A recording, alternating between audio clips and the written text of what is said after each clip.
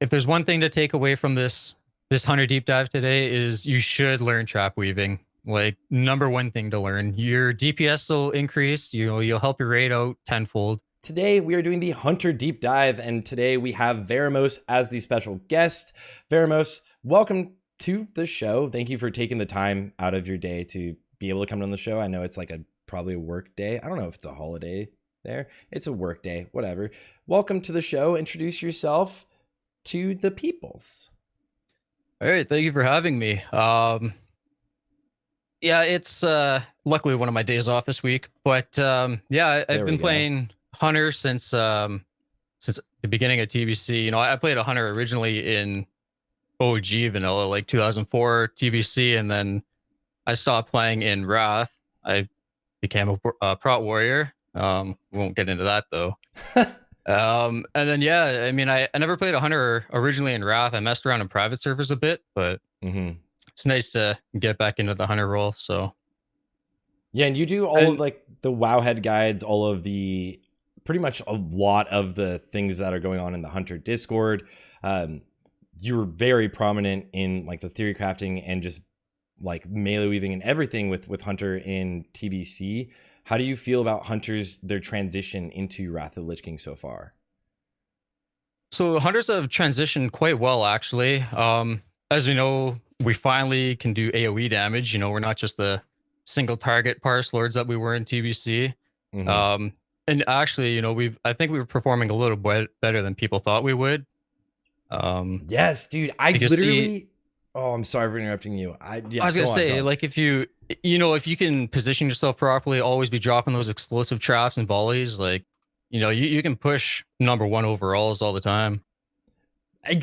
Yes, dude. Okay, all over like the beta, all over private other realms, and like I made multiple videos on it, and like I've talked about it so many times. Hunters are crazy strong for overall damage. Like if they can position well and get a lot of traps up and a lot of volleys, like you are incredibly powerful for overall damage.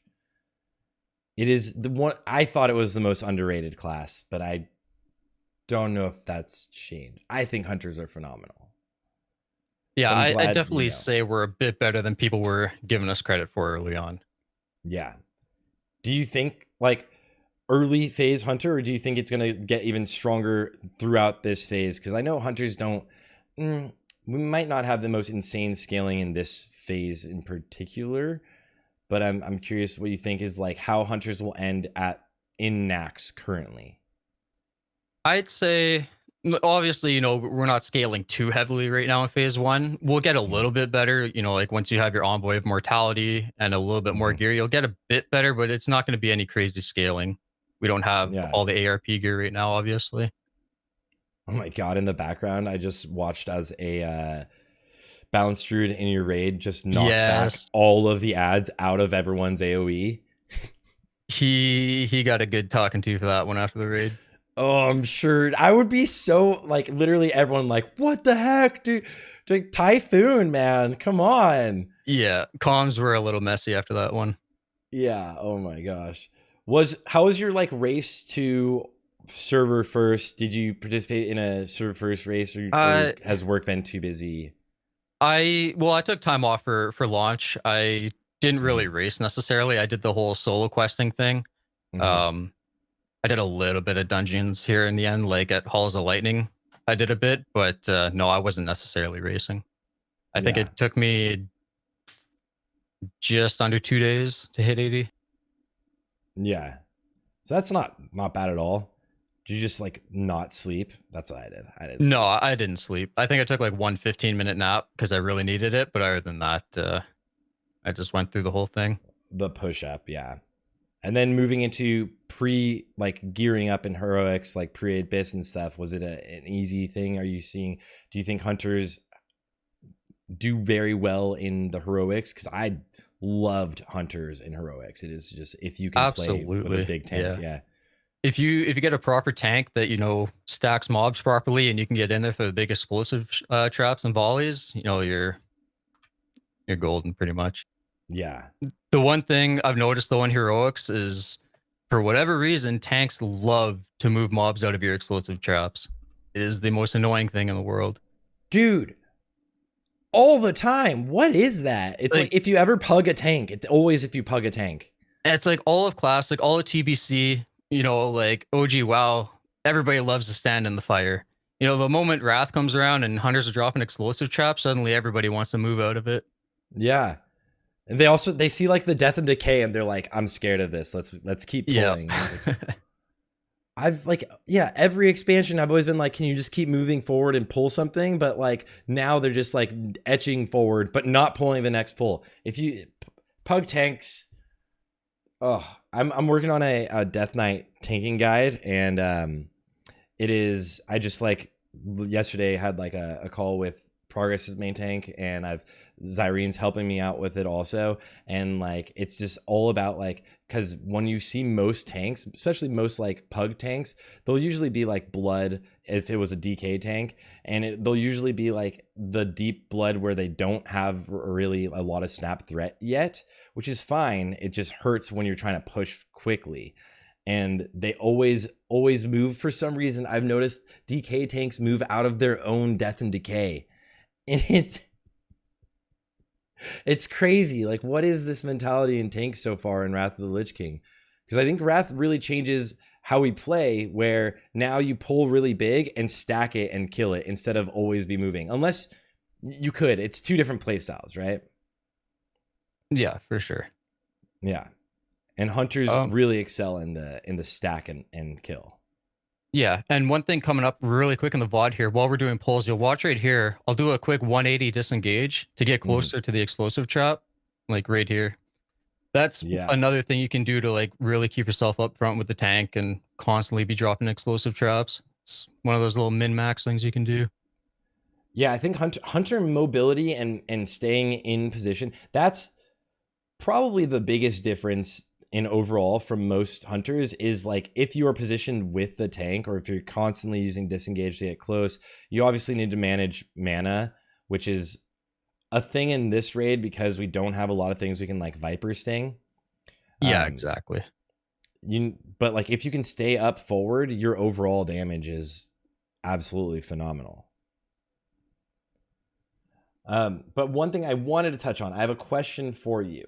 So recently, this is not hunter related. Recently, Warcraft logs kind of announced that they were looking at and then automatically fixing the fiery weapon buff that was going on with deep wounds, the bug with fiery weapon. And then Warcraft, like World of Warcraft, actually patched it instantly.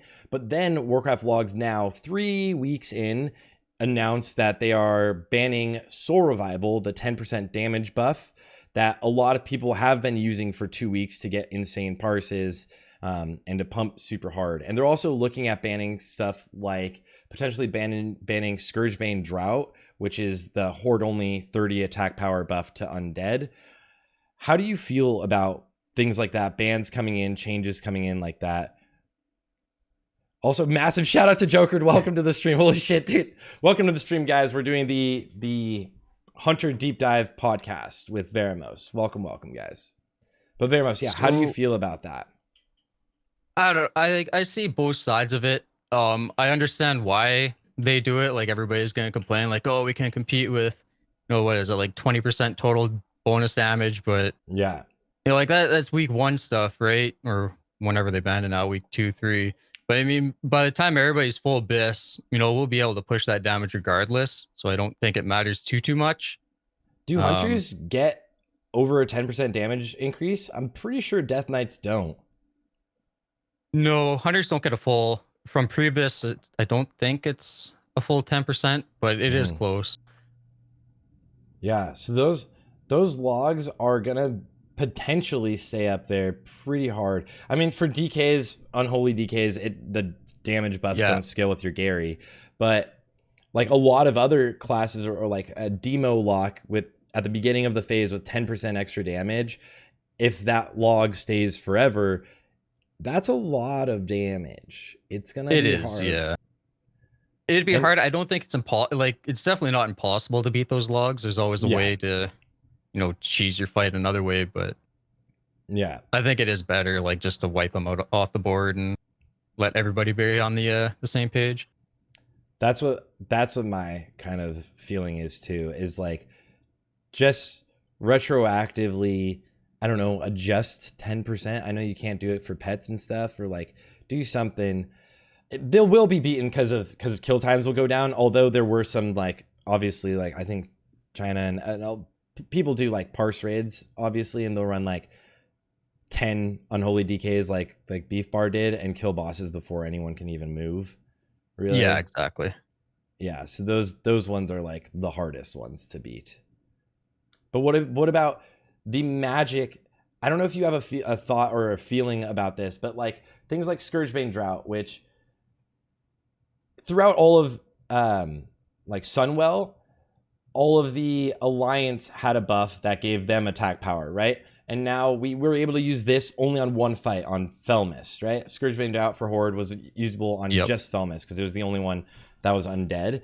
But now apparently they're talking about it. It's not decided, but they're talking about banning this Scourgebane Drought because a lot of bosses now are undead and it's 30 attack power.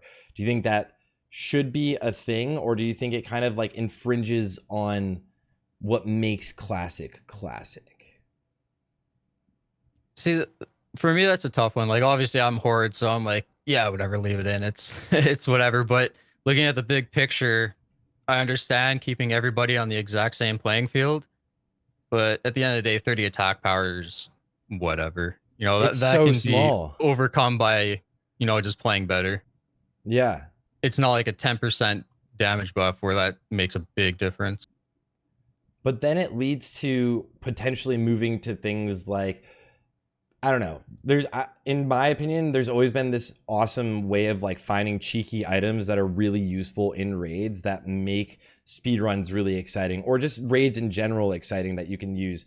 Things like back in the day, we obviously had Moist Towelette if you wanted to like dispel yourself, or that's called cheating now, Snyder. Oh my God, get out of here.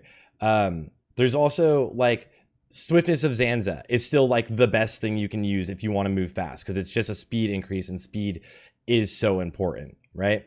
So like little things like that, I think always gave Classic the magic that Classic has. It's finding something that wasn't intended that way, but you can use it in a good way. Bag of Marbles is a good one, right? For guilds that were going to like trying to tank, like maybe if we move down to I don't know, we already are a lot of times 2 tanking Patchwork, but like 2 tanking Patchwork using something like Bag of Marbles on Patchwork so he has less of a hit chance, that was always an Alliance thing. So that's something to like also then start looking at to nerf, right? Which I think is using these low level quests to enhance your raid. Only a few people do it, but it adds like some sort of flair, you know? Yeah, and you know, like I raided with Space Force and TBC, and you know, we did all those small little things, and I think it's definitely fun doing that. And in that regard, I don't think, you know, they should be nitpicking every little thing that we have access to. Mm-hmm. So I do see that side of it as well. Personally, if it was my choice, you know, and I had a say in it, I'd be like, whatever, just let the players do what they want to do with all these goofy, fun little items. Let them have at it. Stop trying to police every little bit. Yeah. But I don't have a say in that. That's fair. I guess I want to say we don't. No one does, but it only happens when people start complaining. I think that's when it happens. And it usually only starts happening once somebody pulls it off, right? Yeah. Somebody pulls it off and they're like, that was awesome. Wait, no. I don't want to do that. Nerf that. Yeah, exactly.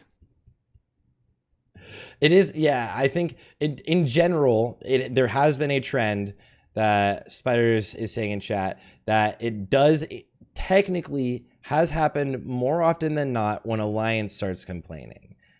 It has technically throughout history. That is true. So like now Horde have this advantage. Horde racials though that is one that I think maybe, I guess it shouldn't be looked at, but that's a difference in a significant amount of DPS if we end up stacking like unholy DKs per se, right? Yeah, that is true. Yeah, so we're seeing Horde finally, kind of finally being the stronger one. What I'm curious. You mentioned obviously you did raid with Space Force. You guys were able to get world third. It was I think it was world third. That's where we ended up. Yeah. Yeah. What brought you away from the speedrunning scene and that more hardcore scene? Is it work or? So yeah, it was more of an IRL situation. You know, I kind of dipped out of Space Force around mid Black Temple originally, like the late raids, and just it was just conflicting with my work schedule, and I it was killing me trying to make all the raids and the PTR practice and all that. And then I came back during Sunwell, you know, got the world record run with them before I got broken and whatnot. And then by the time Wrath beta was out, I couldn't maintain the schedules and then how hardcore they wanted to be. So I mean, if I didn't have the work schedule I did, I would have loved to stay with Space Force. It just wasn't in the cards. Yeah, I think that's a tendency for Classic came out in this like beautiful time when everyone started working from home because COVID hit, and it was like nobody, like you didn't need to go into work. And at first, working from home, I'm pretty sure a lot of people were like, "I'm just gonna play video games." So like exactly, yeah. Now that we're back into the real world, I think it's a lot harder to maintain the like push, especially if you're in one of the more hardcore guilds. And now you're raiding with, is this a Uprising? Yeah, so it's a brand new guild for Wrath. It's more of a parse oriented guild. We're still trying to get through the raid quick. You know, we're not just lollygagging by any means, but it is more focused around boss parses. And the raid times were also earlier, right? It's not like I'm going to bed at 1 a.m. and I have to be at work for 5. You know, my raids finish at 10:30 at night. So it's so much easier. Kind of something I looked for when I was finding a new guild. Yeah. That's actually extremely important. I kind of do the same thing. Like I raid at 10 a.m., which for me works because I'm obviously this is my job. But like for me, that's perfect.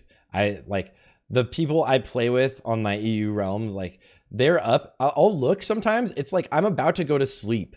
And like Lottie is like, all right, I'm logging off. I'm like, how are you still up, dude? It's 9 hours later. It's 9 a.m.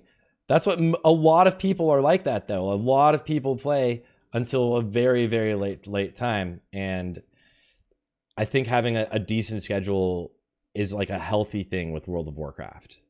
Yeah. I mean, don't get me wrong. If I had the option, I'd be playing WoW way more than I do now. But it's just not a possibility yet for me. Yeah. I see that in the raids, you're playing Marksman right now. I'm assuming I am, yep. Tactics is playing Survival, so you have one of each? You would think so, but Tactics wanted to play Marksman so he can compete against me. Oh, really? So, yeah, so neither of us are playing Survival. Okay, well, I'm curious. Let's dive into Marksman as a hunter. Let's look at what are the changes from hunter, actually in general, right? Off the top of your head, or even I'll pull up the WoW head, but what are the class changes we have as a hunter moving into Wrath of the Lich King that are kind of core to hunters in general? So one of the biggest changes, and I think you had mentioned this in your earlier survival video, is we're not really, like in TBC, we were like a rhythm-based class, right? You're just weaving your steadies and autos together, mixing in a multi-shot on cooldown and whatnot. Yeah. The biggest change now is, we have all these new abilities. We're more of a priority system class where, like me playing Marksman, I'm focused Chimera and then aimed and then arcane, and then filling steadies in until my Chimera comes back up. Auto shots obviously just go through regardless if you're casting or not. So that's a very nice change. Yeah. And then we're AoE gods now. We are absolutely AoE Giga Chads. It's so sick, dude. It is so sick. I'm like, are you playing a raw single target Marksman build? I would assume so, because you said you're doing more parsing, right? I'm actually a trap weaving build. Oh, I love it. Do you have that in? Well, we'll get into specs in a second, but trap weaving, I'm curious actually, that's a great segue, but like trap weaving from what we came from, right? So we had melee weaving, Blizzard decided they didn't want that anymore. It was incredibly fun. I loved the playstyle. How do you feel about moving towards now trap weaving? And can you kind of tell the audience or people listening or watching just what that means and how you do it? Yeah, so trap weaving, it's sort of similar to melee weaving from TBC, right? You know, you find a gap in your rotation, you quickly move into the boss, drop an explosive trap, and then you move back out to the minimum range you can be at to start your range rotation again. Um, the what do I want to say here? Like the biggest difference is that you're not moving in as often, right? Like your explosive trap is on a much longer cooldown. Obviously, you can fix that with readiness and drop another explosive trap when needed. But you're not in and out, you know, like every 2 seconds, immediately attacking, running back out. It's a lot easier than melee weaving was. Yeah. Do you feel like the hitboxes make things a little weirder for trap weaving? Like you feel like you have to move in Yes. a lot further than you used to for melee weaving? Yeah, so each boss is different. It's like you see here on Patchwork, his hitbox is rather small and he's very easy to weave on. But bosses such as Meixna, Malagos, and Sarthe, they have a huge hitbox, right? So it's like you gotta run. You're running for like 5 seconds, and the trap has to be dead center. You can't drop it like on a back leg or something, and the trap just won't go off. So you have to run in a decent amount. How much of a DPS increase is it to be trap weaving? So for marksmanship, I think it was about 400 to 500 DPS. Like if you do it properly, right? Yeah. If you don't miss any of your traps or they don't go off, um, yeah, it's a few hundred DPS. Significant. It's definitely worth it if you can learn to do it properly. And I do recommend, like, if you're playing hunter, you should definitely try to trap weave. Yeah. The only downside to it, sorry to cut you off there. Not at all. The one major downside is, you know, if your boss fights are a little longer, it's very, very mana intensive. So Yeah. if you're gonna run yourself out of mana doing it, and you're not aspect weaving, then it's almost not worth doing it. If you drop the trap whilst in aspect of the Viper, but you change before it goes off, does it snapshot the aspect that you dropped it in? It does snapshot what you dropped it in. Yeah. Dang, that is unfortunate. So that is one thing you want to make sure you don't do. Like if you're gonna drop a trap, make sure you're in hawk before you let it go off. Yeah. There's a lot of, you mentioned aspect weaving, which is another thing that's new to Wrath of the Lich King. And can you kind of go into how you do that, how you try to optimize aspect weaving if you have to on a longer fight? So yeah, on a longer fight, I'll be honest, I don't aspect weave the best right now. Like I just wait. Like say I'm going I'm at like, let's say I'm at 5% mana or so. I'll get my Chimera, my aim shot off, and then I'll switch to Viper, cast my steady shots, and then I'll go back to aspect of the Dragon Hawk again. So do you find yourself doing it often on every fight, or does it not have to happen? The fights in Nax are relatively short. I on fights like Lotheb, Saffron, I have to do it, but other than that, I don't really have to go into Viper. And really fast, sorry to go back to the trapping thing. I believe this is right as well, but just to confirm, it's the initial tick, the initial explosion that does a ton of damage. That is the one that snapshots. The initial, yes, the initial explosion. Yeah, and then if you reswap, then you're still getting the improved damage. It's kind of like Death and Decay in that way, because once it's down, it still does adjust. Like the things on the ground are usually variable. Yeah. Yeah. What is I'm curious actually, before even moving on, is like what are like some of like your favorite aspects of like Hunter now in Wrath of the Lich King? Like do you like the playstyle more or less, or is there things that you really like about Hunter in Wrath of the Lich King compared to TBC, which was Hunter was like you were on, like you're not looking away when you're fighting a boss, you know, in TBC? Yeah, so don't get me wrong. I enjoy Hunter a lot in Wrath of the Lich King. Mhm. In TBC though, like I was one of the biggest people to push for melee weaving to become a thing. Yeah.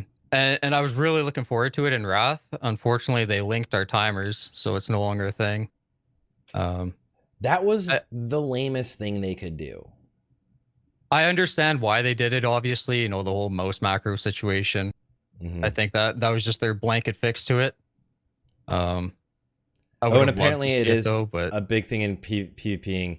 But yeah, I think they would have, because if anyone watching doesn't know, there was a huge ordeal where there was a mouse macro that you could script in a macro and press one button on your mouse, and it would move you in, do your melee weave, and move you back to the perfect position within, I think it was 0.0 or 0.4 of a second every time, which you could do pretty consistently as a person if you were really good at it.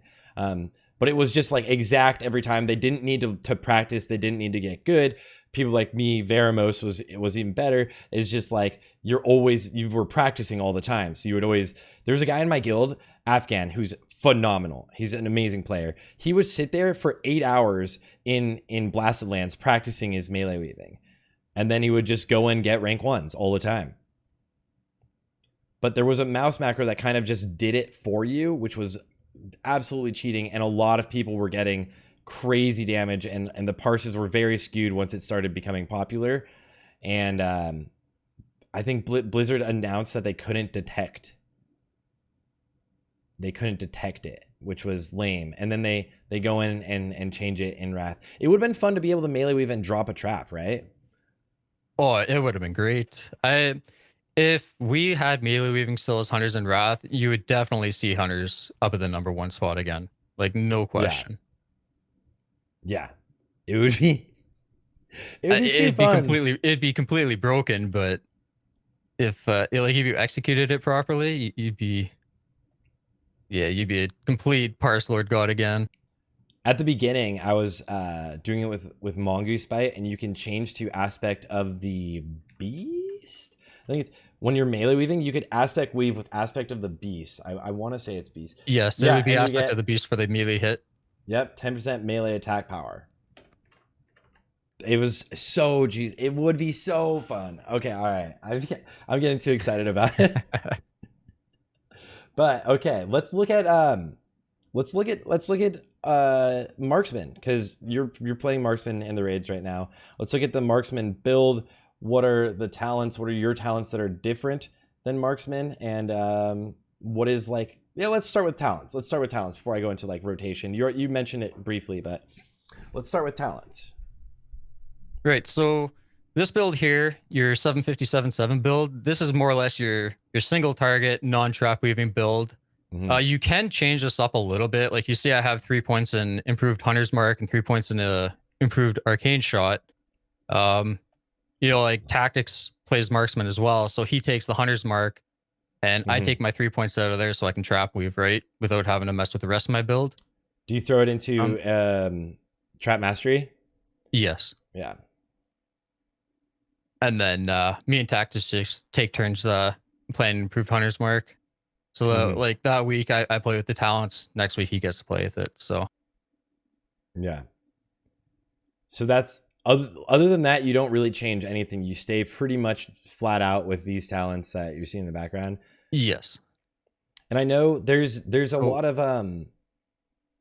from private servers.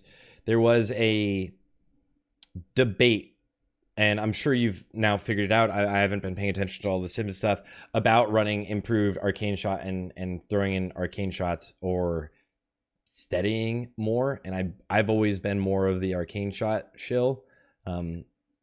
Is that something that you've ever kind of seen come up, or is it kind of solved? So sorry, 1 second. My dog's pushing against me. No worries. So what we've messed around with, like playing with improved Arcane Shot right now, is definitely a little bit better. Later on we'll drop it completely. Like I'll update the talent build when the time comes. But for now, using the arcane shot is a little bit better than steadies. When does that change? Do you know exactly yet? Probably be in Alduar phase 2. I think it's off the top of my head. I think the point where just pure steady shot pulls apart is around like pulls ahead is like 400 or so armor pen. Do you then move into improved steady? What do you move these 3 points into? The funny thing about improved steady shot is everybody thought, you know, it was a decent talent, right? But what we found out through simming is it is complete, you know, it's horrible. Like you do not want to. I mean, you could run it if you had nothing else but points in, but it provides very, very little DPS. Wow, I actually didn't know that yet. I think when we were messing around with the talent builds and simming it, I think improved steady shot provided like 15 DPS, something like that. Wow. Bye bye. Where would you? Yeah. Okay. And then where would you move your talents into?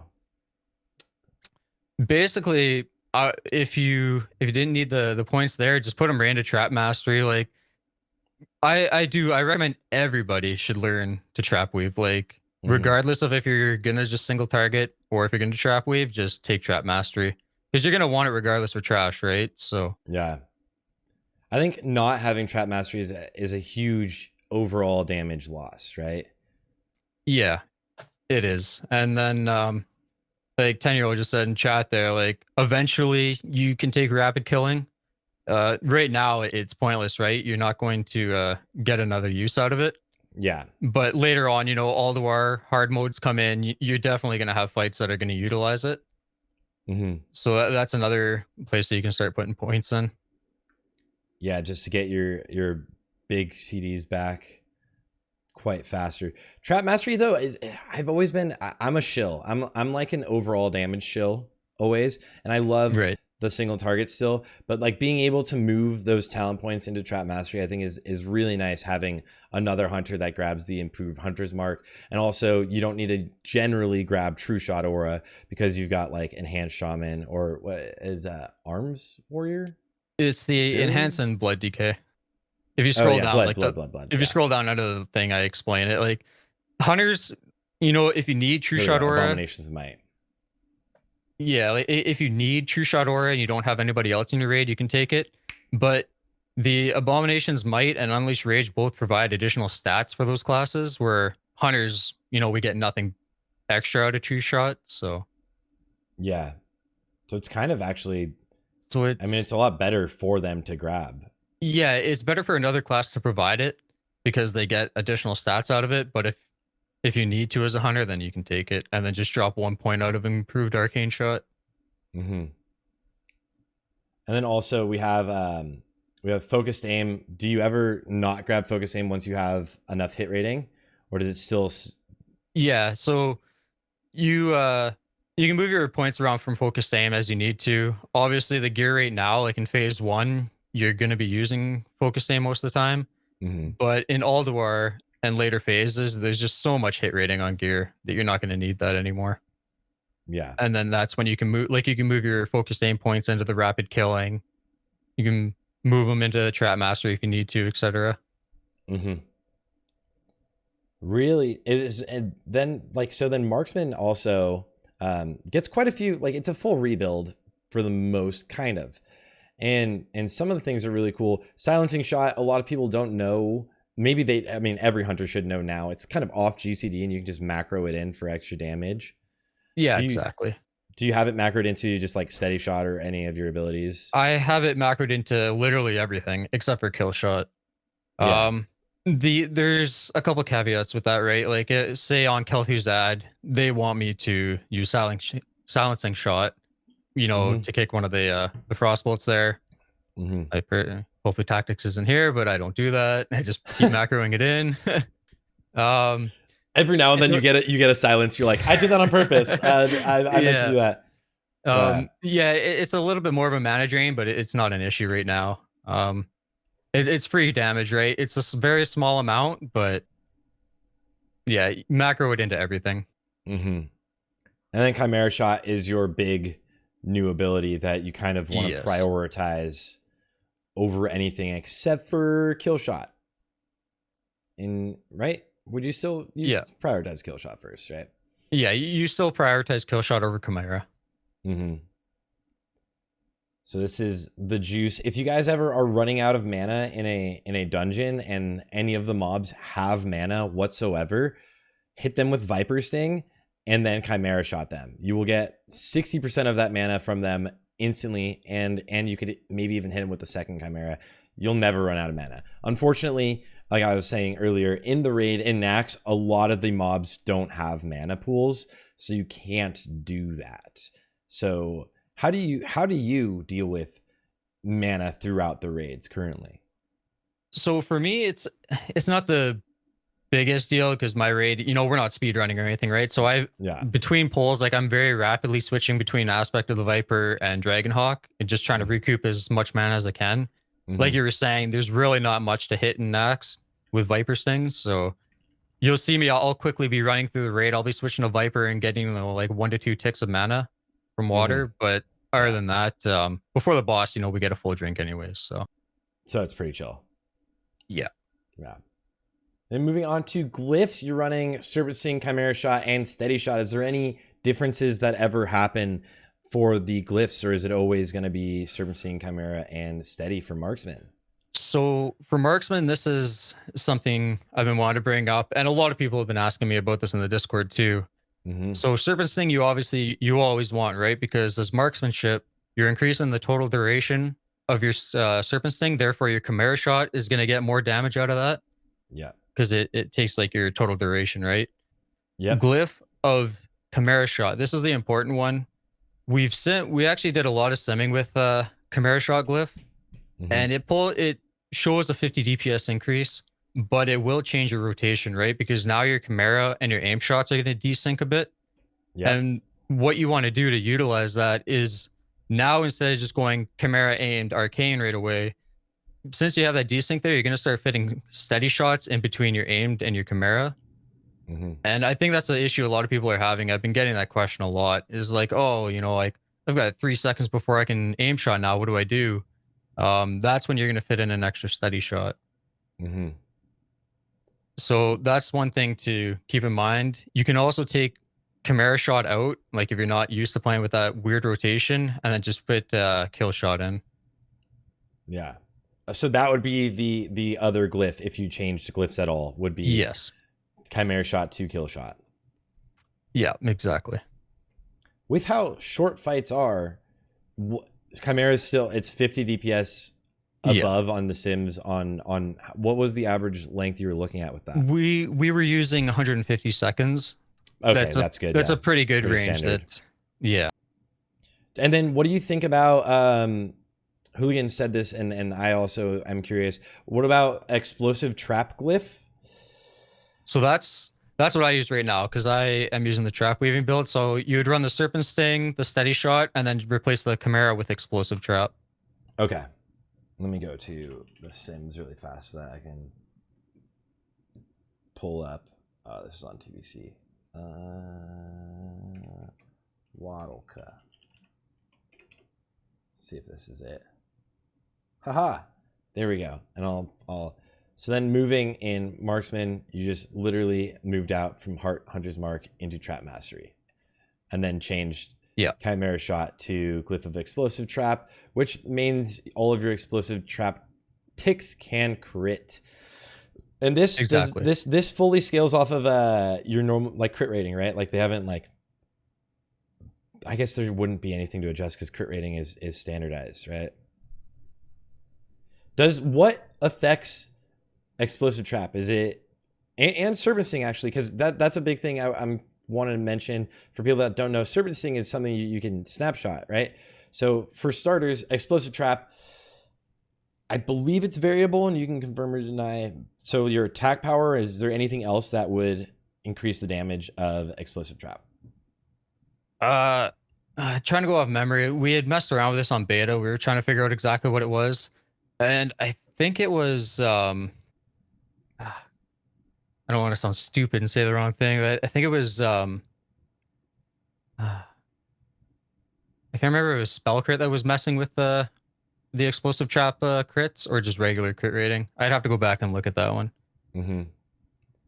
And then that's fair. But for your Serpent Sting, do you try to snapshot a Serpent Sting and keep it up the whole time? Does it affect anything?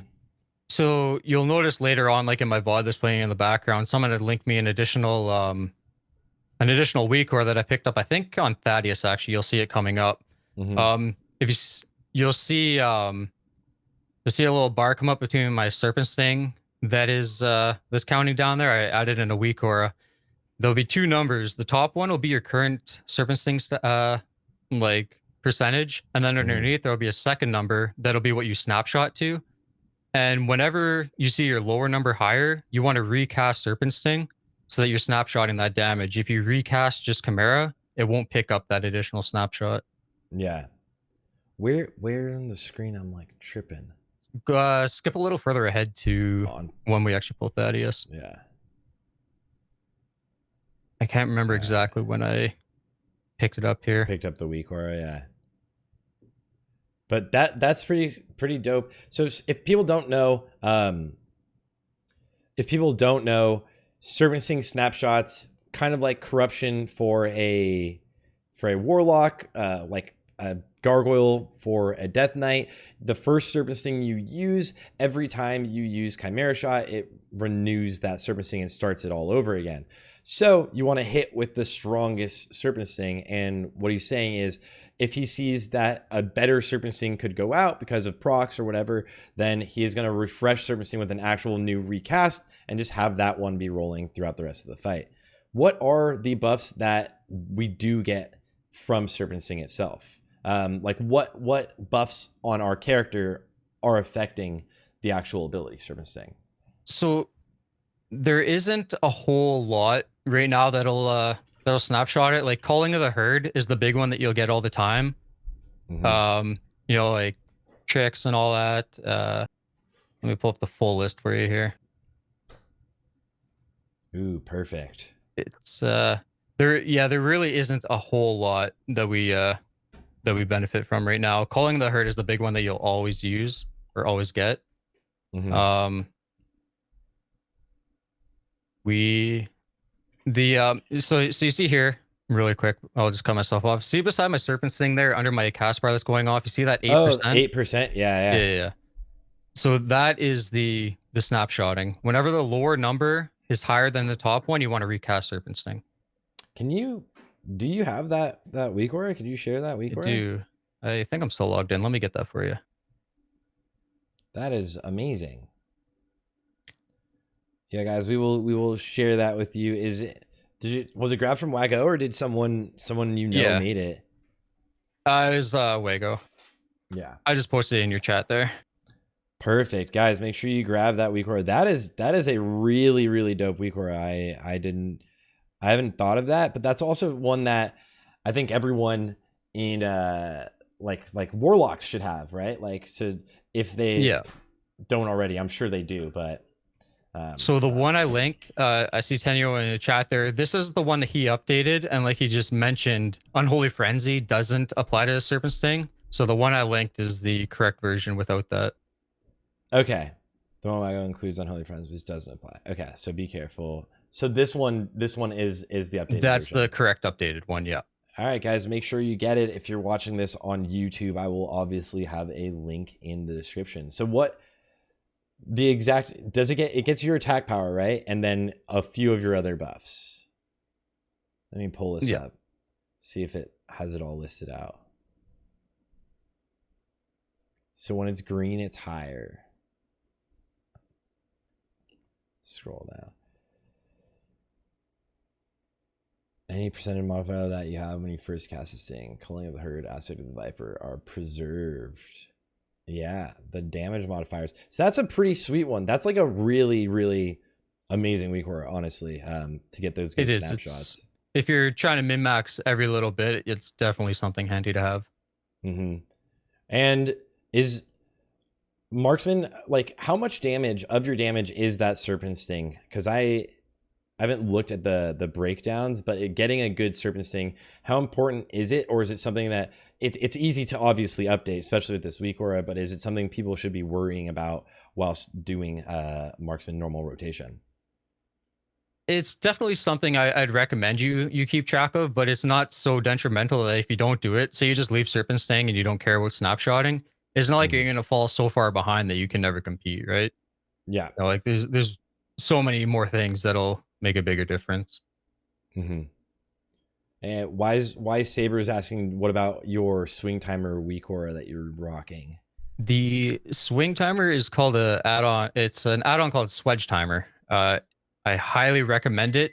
It's got a perfect auto shot timer, and if you look on the right side there, it's got a rangefinder to it, and it's Yeah, been very accurate. So I definitely recommend Swedge Timer.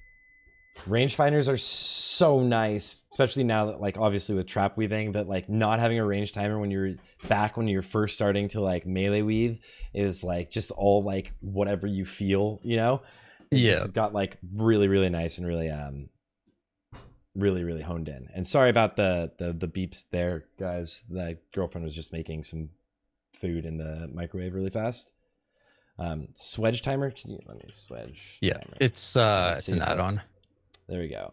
So everyone make sure to grab that as well. As for marksman, you mentioned it quickly, briefly, but obviously we moved towards a more of a priority based class as a hunter than being a timing based class. The rotation for marksman, can you break it down, as well as kind of when to use your cooldowns or anything like that? Yeah, so obviously you want to open up with hunter's mark in my bot in the background. The other hunter's taking care of that, so you won't see me doing it. You always want to open with Serpent Sting, have that up immediately. You'll see here early in the fight I should be snapshotting it up to get the 8%. I obviously don't here. After Serpent Sting, open I cast my cooldowns right away. Like I have everything macro together, like absolutely everything. Cast the cooldowns, and then you want to use Chimera Shot, Aim Shot, and then Arcane, and then use Readiness, and then go through your Chimera Shot, Aim Shot again. And then after that, you just fill up your rotation with steady shots until Chimera comes off CD. And then that's pretty much it. Once you're at 20%, you prioritize kill shot over everything. Do you use a indicator for execute phase, or do you just like, I mean, you obviously have percentages up on your targets, but do you use an indicator at all for execute phase, or you just noticing? I don't have an indicator. I tried messing around with one during beta, but I just found I didn't need it. It doesn't take anything to really watch the percentage on the boss health. Yeah, you're always excited. I think if you were, I think if you do search on Wago there, you can just search kill shot, and I think there's like a dozen simple light up macro or weak auras there. So that's pretty, oh my god, you guys kill him before you tell him. Oh no, he did teleport. No, so here's on this fight, one of our rogues disconnected and we lost someone else. So unfortunately we didn't have that little bit of extra DPS. The saddest thing to happen, dude. This is the worst when you're trying to like parse or anything, because it's like now your parse DPS is gone. Like, yeah, it's gone. We were joking around on comms, like we're like, do we just intentionally wipe here and redo it? Like, might as well. Yeah. So I've been struggling. My guild has not, because we're running splits already, and we haven't killed him before he teleported. And I was like, guys, come on. Let's so I'm at like 10k DPS right now. Yeah. So another thing I want to really touch on, I just saw someone mentioned in your chat there about the rapid fire. So you pop all your CDs at the very beginning before you start your Chimera Shot, and then you pop Readiness, and then just watch the timer of rapid fire, and as soon as that ends, cast it again, and you'll have both durations up with Heroism or Bloodlust. And then if we move into the trap weaving style of play like I do here, you want to go through Chimera Shot, Aim Shot, and Arcane, and then drop the explosive trap before you start using steadies. And do you also drop your first explosive before you Readiness, so you can do that again? Yeah, if you're trap weaving, you would do it before. There's a lot of fights too where you can kind of pre-use an explosive trap before you even pull the boss. And anywhere you can do that, you definitely want to pre-trap. If you're doing that, do you ever suggest also dropping a snake trap? I don't even know what the DPS so I've actually is seen of it people now. start talking about this a lot. I haven't looked into the snake trap a lot myself, but I've seen a few people in the Hunter Discord start mentioning it. I just haven't personally looked into it a lot yet. It's not really a big discussion people have brought up. Okay. Because then if it does end up being like, it could potentially then be a DPS increase over when you're steady shotting, right? Because it's not on the same. It could potentially be pretty low, right? Yeah. It's just one of those like very small things. Yeah. But you were saying that you suggest every hunter should be trap weaving. It's pretty simple. Yeah, it's not as difficult as melee weaving, right? It's one of those things where you go in, you know, every like 30 seconds, drop a trap and run back out. It's a lot easier to do. And I think every hunter should definitely be learning it. You know, we have target dummies now. You can practice at any time. And there's a few different ways you can trap weave as well, right? Like there's the obvious run right in, drop a trap, run back out. There's strafe weaving, and then there's also jump weaving. It's a little bit slower, but it's more of a beginner thing to do. Where if you jump in the air and use your trap while you're in the air, your trap will actually move a further distance than if you drop it while you're just standing still. Yeah, because of leeway. It's like there's every ability has leeway on yeah, there's so many goofy things. Yeah, that's crazy. Could you then, is it possible to stay in position of being able to like usually shoot on, it would be particular to bosses, right, and their hitbox, and then jump and drop the trap and potentially get it off and then just land and like be shooting still? Yeah, like you said, it really depends on the boss. Like if a boss has a very simple and small hitbox, you can definitely just stay in the same spot, jump trap, and then just continue your range rotation. Yeah. So like you see here on the Hagen pull, I dropped a trap right where we pulled him to. Yeah. Got that pre-dropped, and then I just go on with my normal rotation. Yeah, because then you're now not able to trap weave anymore. Do you have issues with Hagen killing your pet? No. My pet actually stayed out this entire fight. We had definitely talked with our healers and other classes to be cognizant of our pets. The GM is a hunter, luckily, so he gives people crap if they don't keep our pets up. Okay, that's nice then. Yeah, I feel like also like the tank has to pull the boss like a little bit more for the positioning, because pets are just bit. Yeah, because they'll just get that dot on them and they'll slowly go down. You know. Yeah. Okay. Well, Marksman, obviously you're having a ton of fun with it. Why did you choose Marksman over Survival? I'm curious about that. And then how do the two specs kind of stack up numbers wise currently, looking at pre-raid and as well as BIS? I know a lot of people are very curious. There's no particular reason I picked MM. It's just something I've enjoyed, right? Like when I messed around on the private servers, the small little bit that I did, I always just played Marksman. I had messed around with Survival a little bit, and if I ever got asked to play Survival for the guild, I'd absolutely do it. I just, you know, like marksmanship is kind of like that, the kind of off spec right now, right? Like we're a little bit lower on the DPS, but we're still competitive, right?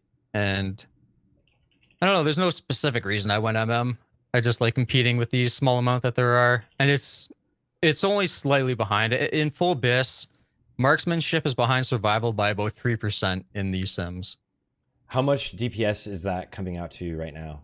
So we'll look from a trap weaving perspective, since both specs should be doing it. Yes. Survival is going to be ahead by about 500 DPS, as per the sims, right? You know, in game things are a little different, but yeah. Full, say you got both specs, full BIS, same situation, you can expect about a 500 DPS game playing Survival. Okay, so well, that's I mean, good to know.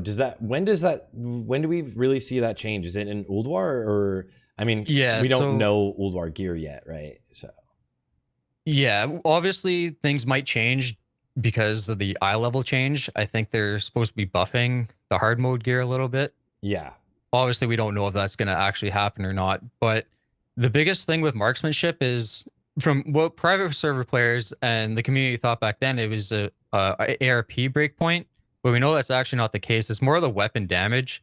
So if you're playing marksman, say you get your best bow from Alduar, you're pretty much going to start pulling ahead as MM at that point. Really? Yeah. Wow. Who drops the bow in Ulduar? Do you know? I haven't actually started simming Alduar gear yet and putting together the best lists for that. Oh. I can't remember what boss drops off the top of my head. Yeah. And so you're liking marksman. You like the playstyle of marksman. It's doing more. Survival's doing more on single target in both pre-raid and in current phase 1 BIS. How do you think it really stacks up on overall damage? Thorum and Algalon. Okay, thank you guys. Yeah, Thorum hard mode. That's what it was. Mm-hmm. So overall, MM. So here's the thing: survival will pull ahead on boss parsing single target, right? But marksmanship, since you have the buffed volley, you got the improved barrage, and you should be trap weaving anyways. You're pretty much going to be you can be number 1 on overall as marksmanship. You will be a little better than survival in that regard.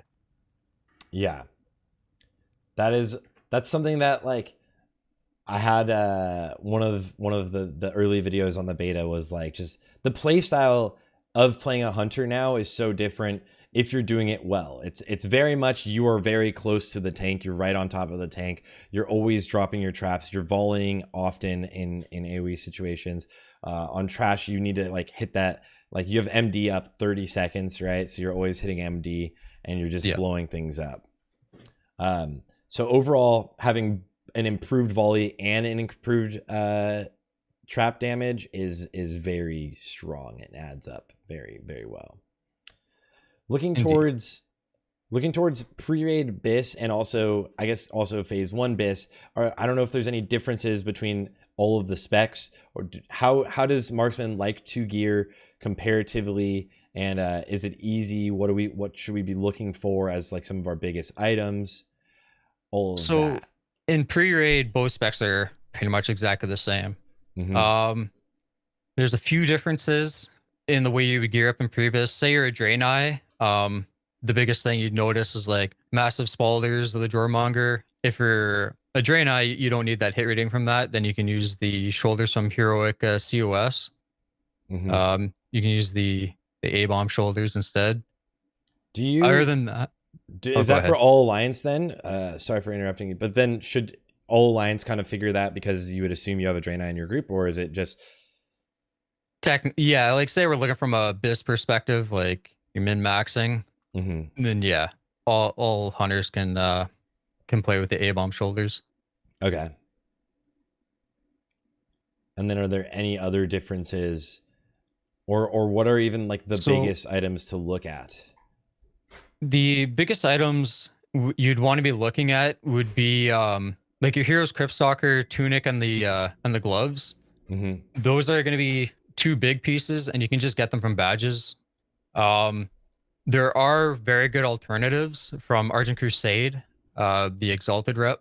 You can get your polished Hallberg, and that is a big hit piece. I can't talk. And then you can get your boots from there as well. So like say you are unlucky getting Dragon Slayer Sabotage to drop, you can get the Argent Crusade boots, and then that's like 66 hit rating. So they're very good alternatives. Oh, there we go. 66. That's actually crazy how strong those are. Yeah. And you get the chest piece from that. So it's like, is this the reputation you look at first, most likely? I personally go second with it. I recommend doing for marksmanship, I would do the Ebon Blade first. You want your 2-handed sword, the Rune Blade, and then you're also going to get your Helm enchant from them. So I personally recommend doing them first as marksmanship. But as survival, you would go the other way around, or would you survival? You could technically go the other way because Staff of Trickery is better for them than Rune Blade. Like it's very minor, but. So it's almost the same, but you can just get more or less, yeah. Honestly, though, if you go for the knights first, I mean, you only need revered, so like that's like pretty quick. You pretty much have revered by the time you hit 80, right? So. Yeah, that's like pretty quick. You're like, let me just grab these 2 upgrades really fast. Yeah, Rune Blade is a very big upgrade for for marksmanship. So it's a good item to get right away. That's actually something that I haven't thought to bring up, but moving towards or moving away from one-handed weapons and towards the two-handed weapon, even though we aren't melee weaving, what is the main reasoning for that? Is it just stats on two-handers are so powerful, or? Yeah, so in Wrath of the Lich King, the stats on two-handers, or I should say this another way, the stats on one-handed weapons generally are going to be about 80 to 85% of the overall stats that a two-hander will provide. So there's basically no reason to be using one-handers in Wrath anymore. Yeah. And even with enchants and stuff. Did you ever look at this was gonna be phase 1 bits, I'm sure you know, the consecrated sharpening stones, and then them just like not working for ranged attack power? So that is an important thing to bring up. Originally, we thought, you know, the consecrated sharpening stones would be absolute best to use. But what we found out is they only provide 108 attack power for range instead of the full 170 that the melee get. Of course, we get screwed over again. And then that would actually be better until you get your Journey's End. But now it's bare. I think it was like 2 DPS better than Runeblade in the end. Oh, so what? It wasn't even an upgrade, or that was after we found out that it wasn't after we found out that it only applies 108 attack power. It's it's so close to Priebus, it's not even worth worrying about or using. Yeah. And that was, is that a bug in the game, in the coding? Like, why is that's that? What we're suspecting. 170. So in TBC, there's actually a few items that had similar behavior, right? So the Crimson Sun jewel crafting gem, for example, the tooltip says 24 attack power, but it's actually giving 32 ranged attack power. Twin Blade of the Phoenix, for example, is 110 attack power, but it only gives 108 ranged attack power. So I think it was just, you know, typical Blizzard spaghetti being weird. Like, they're just forgetting, dude. It hurts hunters, though. It could have been pretty sweet. It does, yeah.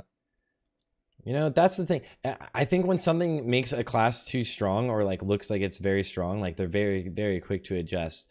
But currently, maybe this is a tendency, and maybe it's like a bias of like just noticing it more, but it feels like when something is off with a class, it takes longer to fix. Definitely. And you know, like we had brought up, like obviously the Crimson Sun gem was known forever, and it's just something they never fixed. But you know, you look at the Warriors, they find one little DPS increase and it's fixed within 24 hours. It was the same day. Yeah, so, it was literally, I made this video for it and I was like, sweet, this is sick. Like Zyrene told me about it, and then I went to a concert and I was gonna upload the video right as I got home, or it was uploaded, and I was like, I'll just wait and release it in the morning. And then I put out the video 4 hours later, it's patched. It's like, I've never seen Blizzard move that fast. It was the next day it was patched. It was pretty wild, yeah. That was the fastest I've ever, that was crazy.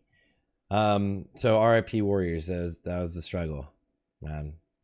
They get an extra 70 DPS. The AVXP was out for like a couple days. Or did they just nerf it today? Because people are getting 140k XP again still today.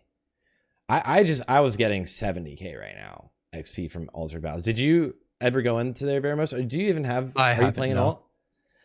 So funny we talk about Warriors. I'm actually leveling one right now. That's gonna be my main alt.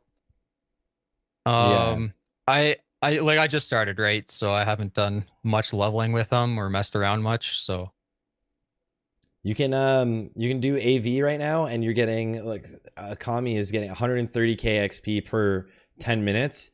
You can get up to insane. I've seen people say that they peaked at 1.6 million XP an hour in AV, and you can also get like 20,000 honor per hour. It's very, very strong. What's up, Enthos, my man? Yeah, if that's the case, I'll definitely have to get my warrior in there.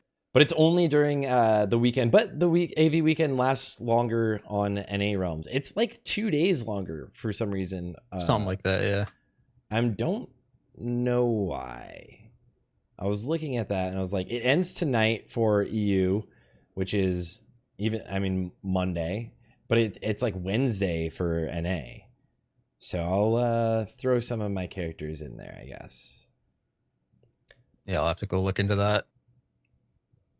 Zastia is asking, is trap weaving really a thing? It is absolutely a thing, and it is a large DPS increase, and everyone should do it. It's really simple. It's so much easier than what we had to deal with before, right? With melee weaving, it's not like a necessarily skill. I mean, it's skill based, but it's not like a skill based play style to the same extent by any means, right? Yeah, like not even remotely close. There's definitely, you have to know what you're doing and when you can trap weave.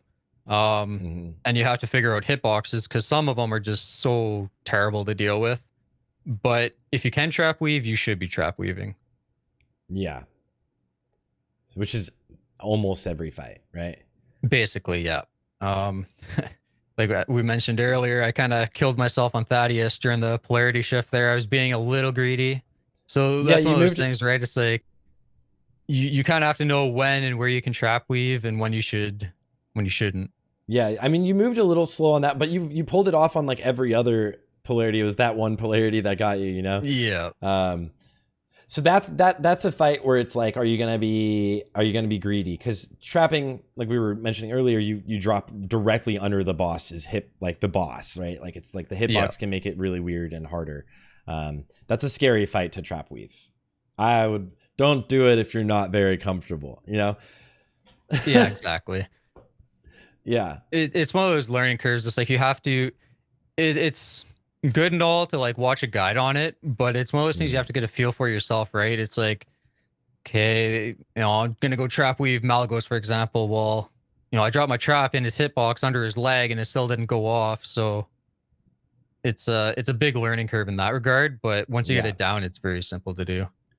I think like in the same vein, remember, like melee weaving, some bosses, like the hitboxes, you just had to figure out where they were.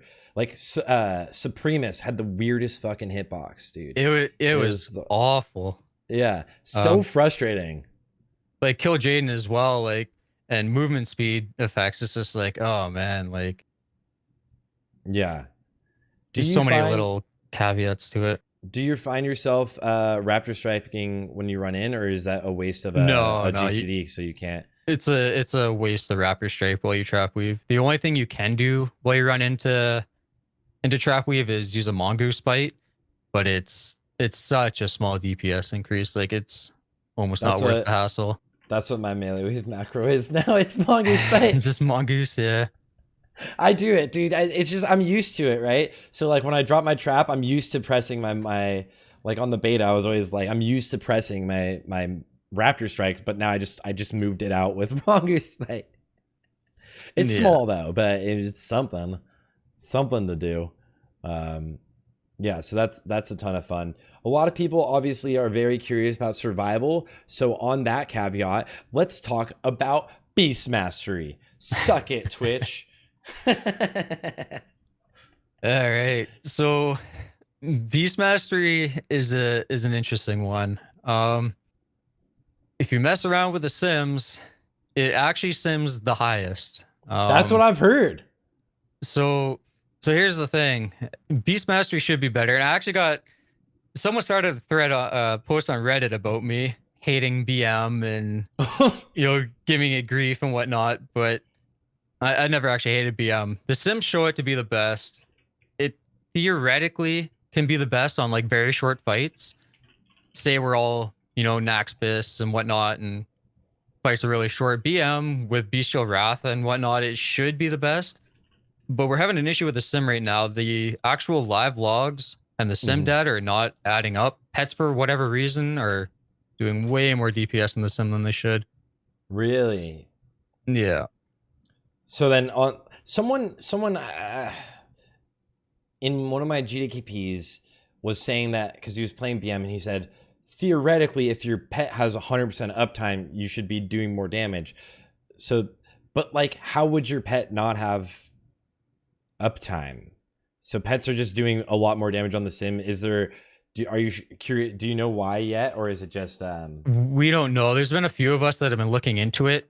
Um, we haven't been able to nail down exactly why, but for whatever reason, like Hooligan just said, is or what he was damage per mentioning hit is is like off? for whatever reason, it's all like for Beast Mastery, like it's almost 700 DPS in the sim higher than what we're getting in game. We don't know exactly what's causing it. Yeah. And it's not just WoW sims either. Like, Watcher 6 is making his sim as well, and he's getting the same results. And we have no idea why yet. Mm-hmm. So on live, I mean, are we seeing BM do decent, or is it falling? Like theoretically, it's the best, right? But like, how's it? So there's been a few people like you'll see if you pull out the BM logs, you'll probably see Skinny up there at the top. It is definitely behind the other two specs, but it can be if you play it properly, right? Like if you absolutely nail it, it's still somewhat competitive. Yeah, I mean, the highest one is someone doing 6,700 DPS, which is like pretty decent on Patchwork compared to the highest survival is probably 7,000, so 1,000 DPS higher. I think about 1,000 higher, yeah. Yeah. So it's not like you're just totally dead weight, right? Like, and obviously as boss fights get shorter, people gear up, then BM will get a little closer. So it's definitely a comparably viable spec, right? It's not like totally terrible like everybody says it is. And I'm guessing, I'm assuming you made the guides on Wahid also for BM. How does BM change from obviously being the exact spec you always play to not the spec you play, but how does it change at its core moving into Wrath of the Lich King? I know it's quite different. So it doesn't really change all that much. In that case, obviously as BM, you don't have Chimera shot like Marksman, you don't have explosive shot. You pretty much have no new abilities outside of kill shot, right? It's basically steady aim shot, multi if you need to during multiple encounters. Yeah, there really isn't too much that's changed from TBC per se. But now it's just like you get a exotic pet. Yeah, so that's another thing. Is like if you want, you can play with a devil soar, get a nice exciting pet, but it's still not better than a wolf. Really? Yeah. So wolves are still better than any exotic pet you can get. Wow. So you still run all the way down to grab Beast Mastery for the skill points, or is it? You grab your skill points, yeah, but then you wouldn't actually use an exotic pet. On that note, though, say you were fully building your raid team around it, Chimera pet can technically pull ahead, but that's like you're fully building the raid team just for your pet. How does that? What does the Chimera pet get, and what does it need to make it stronger? What's the ability? I don't look into pets too much. Sorry. Yeah, I don't play BM. It's the breath ability that they cast. It's frost and nature damage, so it's like you have to build around their pet specifically. Like I think it's a spell power that they run off of. Yeah. And BMs, it looks like you're going into the marksman and survival a little bit. So then BMs, would you might not know because we don't really go too deep into BM usually, or too often. I don't mess with BM at all. Okay. So if I would say if you wanted to, I'd have to look into it, right? Like I haven't done a lot of BM simming and messing around, but I would say probably trap weaving is still overall a DPS gain as BM. Yeah. I mean, you're missing an entire main ability, right? Like you don't have a Chimera shot or a explosive shot. Yeah, you don't have any additional abilities that the other two specs have. So it's like your rotation is very, very simple and there's not much going on. So like if you can trap weave, it's definitely worth it. Yeah. Even if you don't have trap mastery, you should still be dropping the explosive trap at least. Yeah. I mean, explosive trap on trash is like insane, right? But Yeah, and then I guess I'm assuming these glyphs will just kind of be consistent. Seeing you're steady shotting all the time now, and pretty much Bestial that. Wrath. Yeah, as BM, that's like your main thing. Obviously, Bestial Wrath for the cooldown reduction. It's pretty self-explanatory as BM. That's where the majority of your damage is going to come from, and that's what makes it really good on very short fights. I think it was, if I had to go off memory, is like in the 70 to 90-second range where BM can really pull ahead. Okay, And yeah. once we gear up in Nox, boss fights are going to get into that range. So I wonder if that stays anywhere consistent moving into new phases, or it's like because your gear doesn't scale with your pet as well, or does it? not really, not as much as you'd want it to, and that's why BM falls off so much. Yeah. So BM's like normally, I mean, traditionally known as like a meme spec on private servers. Yeah, it's a meme. It's not so bad that like that you can't play it, right? Like if you want to, sure, play BM, but you're not going to be such a detriment to your raid that you can't kill bosses. Yeah, but it's not really the way to go. But it's not a spec that anybody really should be playing.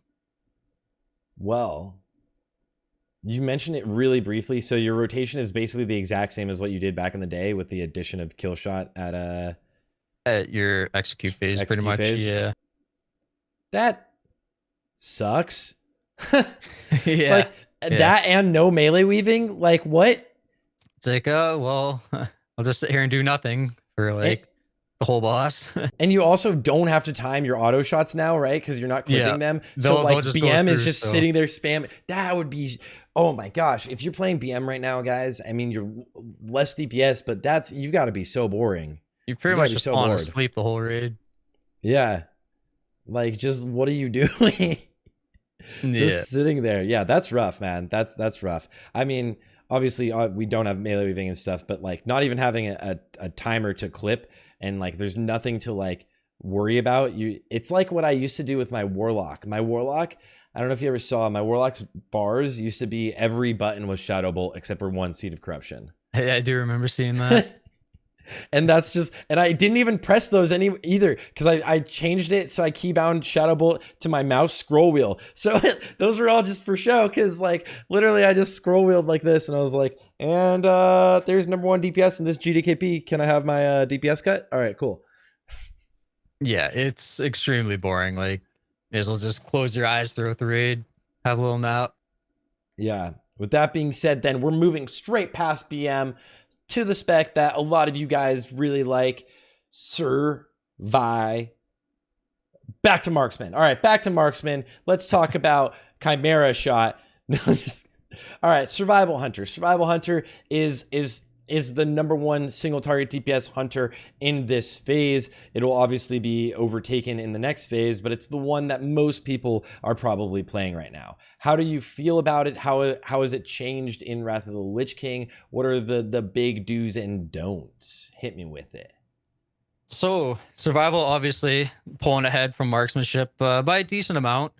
So there's a few things with survival. Obviously, the most important thing is trap weaving matters more for survival than it does than marksman. And the biggest reason for that is lock and load. If you can trap, you want to trap to get as many lock and load procs as you can. And what that's going to do is allow you to cast more explosive shots. And segueing kind of into explosive shot, you want to be casting explosive shot, but not clipping the dot on it. So what you want to be doing is casting an additional ability in between explosive shots. Yep. And what we found, originally we were thinking like, oh, you should just cast explosive shot, wait for the dot to count down, and then cast another explosive shot.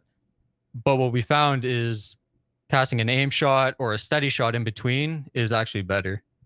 I literally, oh my gosh, I remember going in and like going against other people that were like, this is bad to say, but remember, like, when people have been playing on a realm that's been Wrath of the Lich King for a long time, it's very like set in stone in their head how the play style is always going to be, right? And then on classic, the scripting is a little different, and things work slightly different.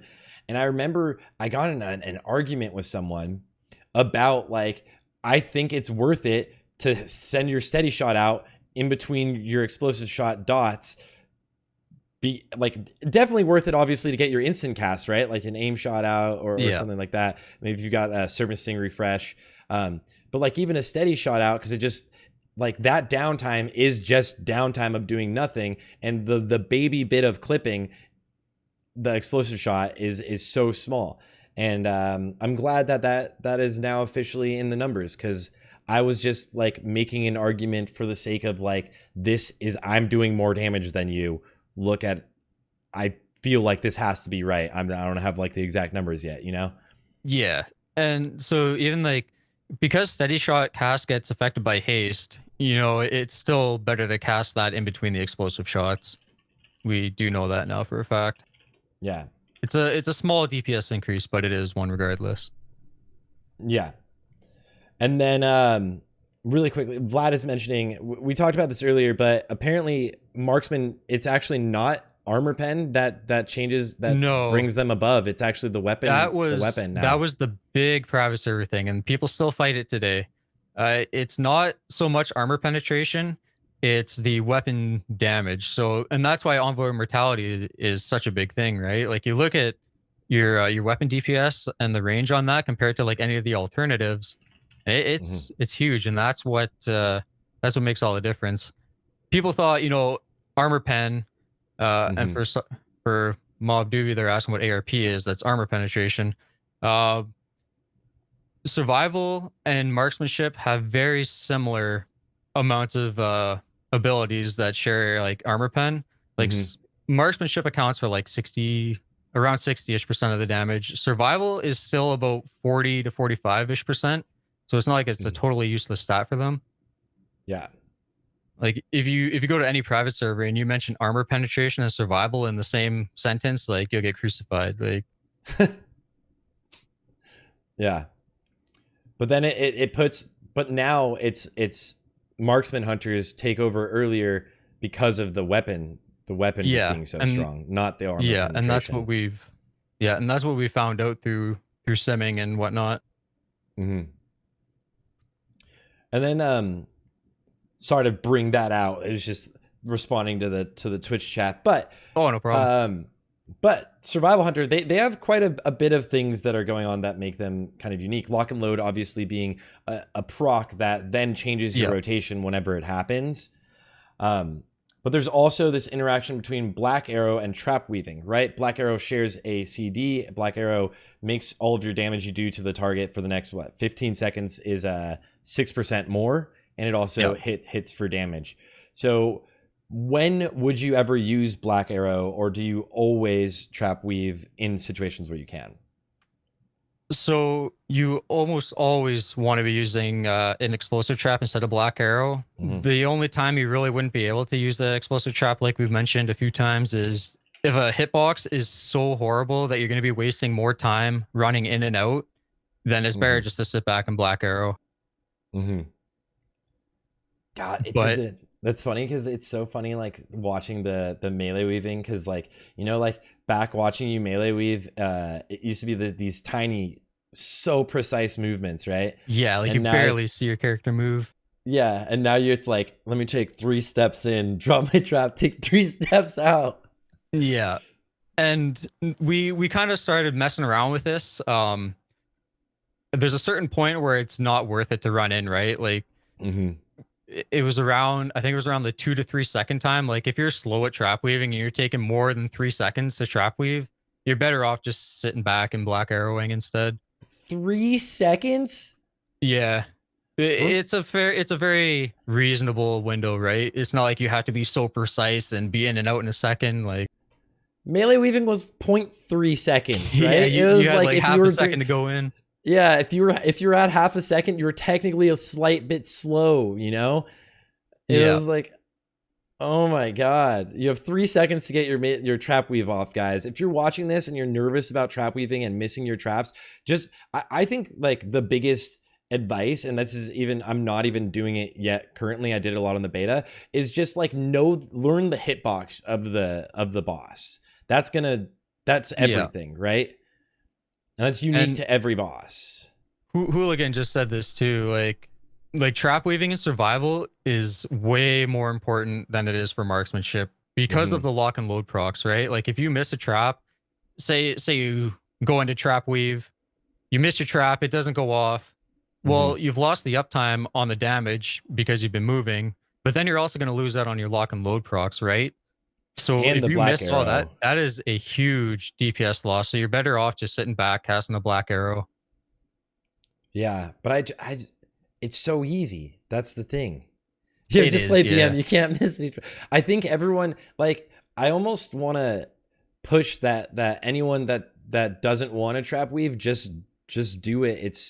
It's a very simple play style. Like, it's not very challenging, right? And it for a significant, even as marksman, if you're seeing 500 more DPS, that's a lot of damage on a single target. And then imagine like any sort of AoE situation. The issue, yes, of course, tanks do love to move things. That has been such an annoying thing to deal with in Wrath so far. Is for whatever reason, tanks suddenly think every single mob in every instance drops flame strike under them, and they have to move out of your explosive trap. It's so annoying to deal with. Mob over. Yeah, tanks just I think that's a difference in mentality. That's like a weird difference in mentality, because beforehand, like we were talking about earlier, that wasn't a thing people really changed as much, right? Like, people loved to stand still back in the day. And you kind of wanted them to move. Now it's like people just move directly out of the range of the AoE on the ground for some reason. Yeah. Now, on the other side of that, I understand speedrunning, because I've been in that situation, right? Like, if you're in a speedrun guild and you're trying to explosive trap, like, just good luck. It's not happening. But it's actually, interestingly enough that you mentioned that, I think there's two very distinct different play styles that are kind of coming into play right now with speedrunning. It's either you do kind of what Beef Bar did, where you do a huge pull, like kind of rocket boots past like 5 different poles or 4 different poles, and then group them all up and blow them up, which would be like the most fun thing ever for a hunter. Or you do what Progress did in the Race World First, and where your Frosty Ks, it's like Frosty Ks versus Unholy DKs too, where you're constantly moving and killing things as you're moving, instead of grouping it up and then killing it. You're constantly moving and killing as you're moving. That's right. More of like the traditional form of speedrunning, but with the power of AoE now and our ability to live through these huge pulls, that like things aren't as scary within Nax, it's looking like that might be the future, or like kind of the meta in speedrunning. Yeah. I unfortunately I didn't get to watch the speedruns. I had to work throughout all that in the world first race, but I definitely think it's going to be transitioning to a constant movement instead of, a gather it up like Beef Bar did. Yeah. So that's like the big fight for people with like Frosty K versus Unholy DK and speedruns. Yeah. Yeah. Which would you prefer? What do you like? I mean, I guess you're a hunter, so you definitely want it to stack. If I had a choice, I'd definitely just say round it all up and park yourself for a little bit. Yeah. Let's just all hang out for like 1 second, guys. Oh, and I did 30k DPS. All right, cool. Let's move on. Yeah, you explosive trap a huge pack and you see like an 80k crit come up and you're just like, oh yeah. Yeah. And then all of the damage just keeps happening, and then you're like, you know what? We have time. If you could, readiness, drop a second trap like Grand Widow Faralina, because the logs are counting all of the ads. That is the juice. That's what you want to be doing, yeah. Yeah. That is really, really nice. Unless your Boomkin pushes them all out with Typhoon, of course. That was crazy. My weak word doesn't show double Berserker procs. I never thought about that, Black Reaper, because I didn't think about dual wielding weapons with Berserker. I could add that. So for survival, what are like the stats that are important? Because obviously Armor Pen is bigger for marksman. But what are the things people really want to look at? Is gearing pretty much similar moving into like phase 1 BIS? Because obviously you said pre-BIS is like the exact same for the most part, but all right, so phase 1 gearing as survival, there's two ways you can go about it, and this is where things differ from marksmanship now. You know, you're not really caring about the armor pen as much. I know Grim Toll's down there on the bottom right, and we'll talk about that in a second. But you're mainly focused about your agility and crit rating as survival as opposed to armor pen. Now, I know there's a lot of people that have been waiting for this deep dive for the Grim Toll. If you look on my BIS list, you'll see there'll be two tabs. There'll be a trap weaving and a non-trap weaving build. Oh, so this is where things differ a little bit for marksmanship. Gems change. Yeah. Now, one thing to bring up, and I just saw Adams talking about it, is the Mirror of Truth for survival hunters. Originally, Mirror of Truth was your one of your best trinkets outside Darkman card, obviously. Now, Mirror of Truth does not proc off of explosive shot. It's the only ability that we found that does not proc it for whatever reason. Chimera shot and Chimera shot and aim still proc it, but survival hunters got screwed over, and explosive shot, does not proc mirror. So we actually found out that it's a little bit of a DPS loss to use it, and that's why you see Fury of the Five Flights in the trap weaving build. It's now mirror's not obviously not so horrible that you can never use it. It's just, I think it's like 25 DPS lower than Fury of the Five Flights now. Yeah. Now, for the non-trap weaving build, obviously armor penetration doesn't affect your traps, right? Right. So when you're not trap weaving, Grim Toll is used mainly for the hit rating. And this is another thing we found, is that if you use 100% of the hit rating from Grim Toll, and then you take your talents out of focused aim, and instead move them further into the Beast Mastery tree, it's actually a DPS increase over using, say, Fury of the Five Flights or a Mirror of Truth. Where do you... If you go back to the BIS page, and just go to the talents under the gear planner there. Yeah. So you'll see there the 671. The 614 build, I mean.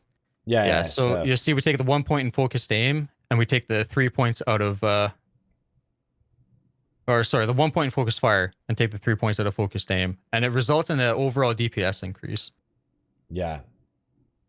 So losing that 3% hit rating because you don't need it anymore. Yeah. That is it significant? It's small? It's a rather small thing, right? It's not so crazy that you're going to start doing ridiculous amounts of DPS, but it's one of those min-max things, right? Absolutely. If you can get it, like Grim Toll drops off of 4 bosses in Nac, so it's not a hard piece of gear to get.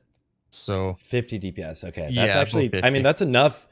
That's a buff in DPS. 50 DPS is pretty. Yeah, it's definitely one of those things that you can notice, and getting Grim Toll isn't going to be a hard thing as a hunter. So yeah, it's gonna drop, and you're gonna eventually get it. But yeah, trap weaving is just significantly kind of the way, right? Exactly. Yeah, like if I was to recommend a build for somebody to aim towards, it'd be the trap weaving build. Obviously, like hunters gearing up, there's very, very little competition, so getting the gear you want isn't going to be an issue regardless. Yes, super easy. But yeah, it's just one of those little min-max things. The hardest thing is probably these gloves, right? Like, well, obviously the neck, right? But the frosted android, yeah, those are going to be a pain to get.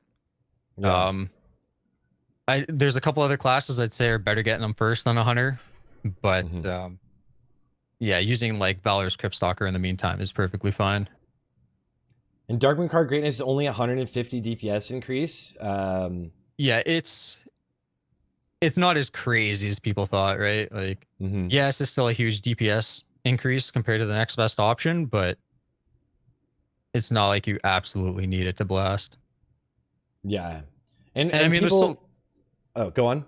I was gonna say they're so cheap now too, right? Like, yeah, now that the first week of fair is over, it's pretty reasonable for even people that aren't loaded with gold from TBC. Like it's a pretty reasonable trinket to buy now. So Yeah, it's only gonna get better. Like right now is a good time because you can buy the deck and then wait until the next fair, right? If you want to be patient, like the deck will always sell really cheap in between the fairs, or individual cards probably, because people can't turn it in right now. But what I was gonna say, and people have mentioned this in the chat, is that Darkmoon card greatness procs off of Men Pet. it does. And that's something you really have to be careful with. Like, you know, say you're coming out of a trash pack just for a boss, you Men Pet them, your Darkmoon Bear card is almost always gonna proc. Like it's such a high proc rate, and it can screw it screwed me over a couple times. I've completely forgot I can't Men Pet before a boss. What might be, I guess it wouldn't be nice because then it would put it on a internal GCD. But if you made like a Men Pet macro that swapped your trinkets before you mended the pet, right? Yeah, that's something you should be mindful of. Is like just completely take your Darkmoon card off or switch to another trinket temporarily. Yeah, I was completely taking it off, and then people were pulling early, so I just started swapping the places of the trinkets because it just puts it on the 30-second. Yeah. Someone has been saying that also sniper training is proccing it. Is that real? Yep. Sniper training as well. There's so many things that just proc it just from like literally just sitting there doing nothing and Darkmoon card will go That's off. unreal. That's crazy. You're just like chilling in Dalaran and it's like, oh, my Darkmoon card procced, right? You're like, yeah. It's a very frustrating thing to deal with. Yeah. So that's my trinket procs when I'm fishing.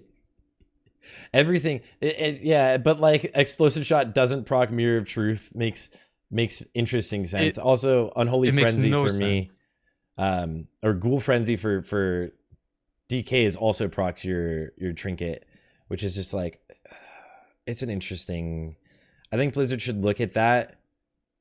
Maybe before Fiery Weapon. We've been trying to test it out a lot and see what's going on because it's only explosive shot. Like literally nothing else is affecting Mirror like that. Is there any other classes that have something that like abilities that don't proc Mirror? Is it just us or just Hunters? I'm not sure. To be honest, I don't pay attention to a lot of classes and those little things. Mm-hmm. So I'm not sure if other classes have weird nuances with Darkmoon card and proccing it. Yeah. Chili's asking why not take improved Hunter's Mark. That's just because you're assuming another hunter has Hunter's Mark. Yeah, would survival ever be the one running improved Hunter's Mark? Or does it hurt the survival too much? It kind of messes with the tree a bit. If you have two hunters, ideally one would play Marks and then they would take the improved Hunter's Mark. Mm-hmm. But if it's just one, if it's a single hunter, it's not really worth taking improved Hunter's Mark. Really, even for the raid, it's it's a very, very small increase because as survival, like you have to give up. There's no really good talents that you can give up if you're the sole survival hunter to take the improved Hunter's Mark. Mm-hmm. What would be the ones that are the least impactful? Oh, it's not buffing melee anymore at all. Oh, it's just yourself. You don't care. You're literally just like, I don't care. Yeah. So basically your Hunter's Mark is just for yourself. Like there's no one else that you have to care about. You don't get your 110 attack power for the melee. If you did, like, I haven't looked around too much with it, like what you would drop to pick it up. It really isn't a good option, right? Like you can take out the 1 point in focused fire and a couple points from improved aspect of the hawk and take it if you really wanted, but that's probably the best thing to take from. Even then, it's not really a good option. Okay. It's like 80 DPS. Oh my god. Yeah, it's not worth. And then for glyphs. I mean, this is probably underneath the trap weaving one. Does that change the glyphs? No, it's no. Okay. I have it the same. It's pretty much standard. You should always have these glyphs as a survival hunter. It's just you gain explosive shot is straightforward. Explosive trap, I always recommend you should run with it, right? Because you should be trapping. Yeah. Trapping is just, it's crazy to see, and I think I've talked about this before, but the difference between a proactive and good hunter that you're seeing, it's not necessarily saying someone's bad, right? But the difference between a good hunter or strong hunter in a raid on overall damage versus a hunter that's being kind of lazy is significant. It is definitely noticeable. You'll be able to spot it right away. Sorry if I can just cut you off for a second there. Did this change recently? The Serpent Sting glyph. I originally did have this in my guide. I updated the Abyss page when we found out about the whole Grim Toll and Mirror Truth thing a couple days ago. Originally, I had a Serpent Sting glyph in one of the builds, but as long as you're proactive and watching your Serpent Sting duration, then you don't really need the glyph, right? You don't have Chimera Shot to benefit from the additional duration, so. Yeah, it's not really that much damage. It's just fitting it back into your rotation. Yeah, which is pretty easy if you're having if you get a lock and load proc, then like as one of your in between using explosive shot, you can explosive shot, servicing, explosive shot. If you need to, yeah, exactly. Yeah. It's all circumstantial, right? Like when things line up. This is a good question from chat. What separates good from bad hunters the most? I have an opinion, but what do you think? So there's a few things. The biggest one is obviously going to be trap weaving, right? Like looking survival specific right now. Somebody that just sits back the whole time, cast black arrow, never class explosive traps. Like that is going to be a very big DPS difference between the good and the bad hunters. You know, nailing that trap every time, regardless of hitbox. Sorry, one second. My dog's bugging me to go out. No worries. I will, and I'll give my opinion. Okay, buckle up. Oh, are you not? You don't want to take. Sorry, I just had her in the room here with me. Oh, okay, all right, cool. You can go ahead though. What do you think? Because my thing is like the whole difference between just trap weaving and not trap weaving. That is going to be the single biggest difference. Positioning is another one. You know, like always being up at front with your raid, like staying on the tank, not sitting back lollygagging. 100%. Yeah. And then small little nuance things, like you've seen me probably do a couple times in my VOD, like, you know, you're falling back from the raid, say you had to drink up a little bit, doing the whole 180 spin to disengage, back up to the front, constantly be trap weaving. That's where you're gonna have heavy difference. You know, like Kat just said in your chat too, like maximizing your sniper training uptime as well. Knowing when and where you can stop to quickly get those few seconds in before you got to run in for another trap. Yep. Those would be the biggest things.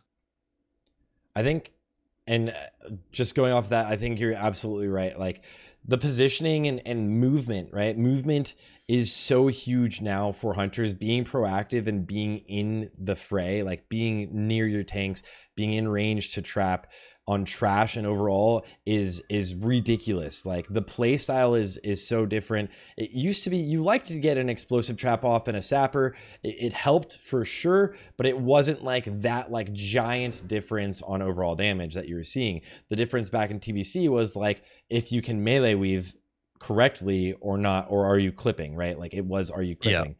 But now it's like a play style of like, are you playing proactively? Are you playing in front of the pack? If you ever fall behind, are you doing those 180 disengages? Because it is a pretty significant like movement ability that we get. That's huge.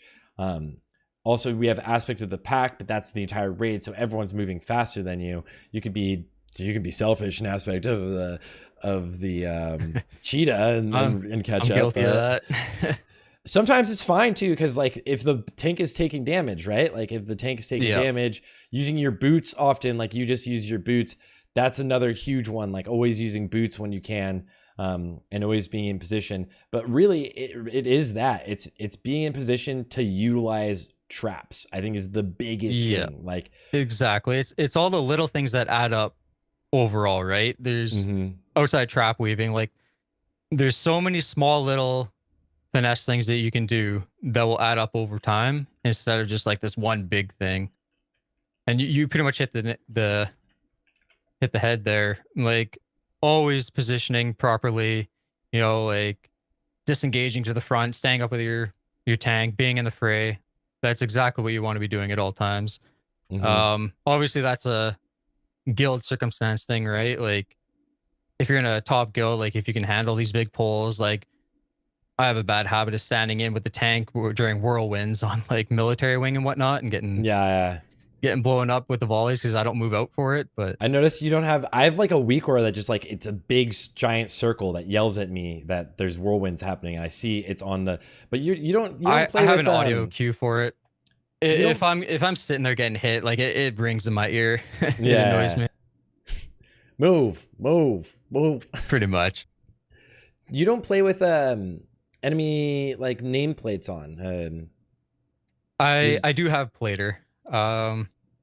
There's a few things I have to fix on my UI. Like I did a whole UI refresh at the beginning of Wrath, and there's just a few things I have to fix. Like I use plater for my enemy nameplates. I just got to fix the range on it. Yeah. Okay. I had made an entire like UI for hunters on Blizz like areas, and then it worked all on the beta, and then it was all gone when like all of our swing timers and things like kind of screwed up. And then I was like, all right, I'm gonna change this up. So right now I need to make one. I've just started leveling my hunter today. Yeah, I'm excited. Yeah. Is that a weak aura for the aspect you're in? I'm assuming so. Is there any nice trap macros? Are you using any trap macros, or are you just like moving in and trapping? Just straight up out of the spell book. Yeah. No, I just I do have one little macro. It's very simple. It's just my explosive trap and my my thermal sappers. On bosses that you can trap, you can just throw a sapper in the macro. That's about it. There's no specific macros that you need. That was like a thing that you had to do back in the day, right? Like on Muru, like melee weave. During your melee weave, get a trap and a sapper out. Do it. Like that was the stressful. Huge threat that you can get. Yeah.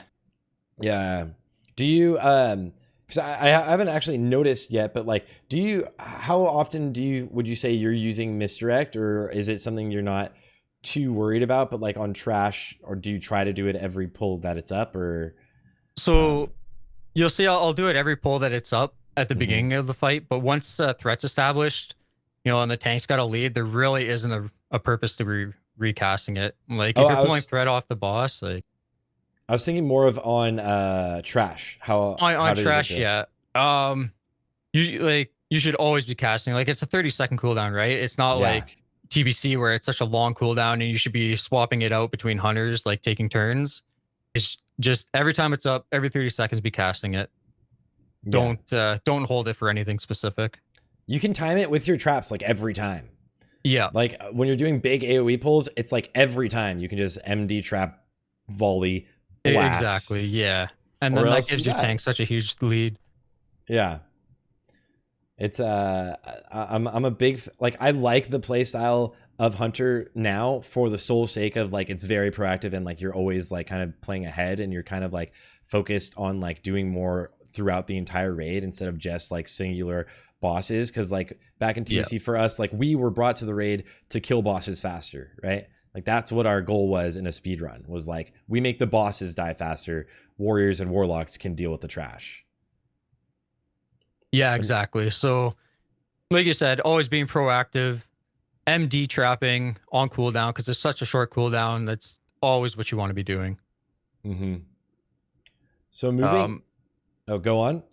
Oh, I was just gonna say, I have noticed in a few class discords, people complaining about hunters not MDing, like just completely forgetting about it. Yep. It's one of those things like you got to get it down, like be using it on cooldown every single time, constantly have it up. It's such a short CD now. It's such a short CD. Yeah, now. It you is. Have to get used to that. Yeah, it's not like cast it every 2 minutes and forget about it. Yeah. I think it's so useful. How about explosive trap and snake trap? I wonder if snake trap is worth. We were trying to talk about that earlier. It's not that strong. So it's if you could like precast like right here. Well, not really, because when Noth comes back, he's immune. So like whatever your initial tick won't like do damage. I mean, you could place a trap, but you could place a snake trap because I think he would summon them. It's like a But pre-trapping kind of thing. Like Tenyo was just saying, it's nothing you would ever do during combat. It's one of those just a little additional things you can have ready. Yeah. So that is a fun one. I think I just got a message. We're doing the 20-man immortal tomorrow. Oh, nice. So that'll be a good time. Yeah, snake traps not too strong. Explosive trap, massive DPS increase. Always trap weave. That is like a huge thing.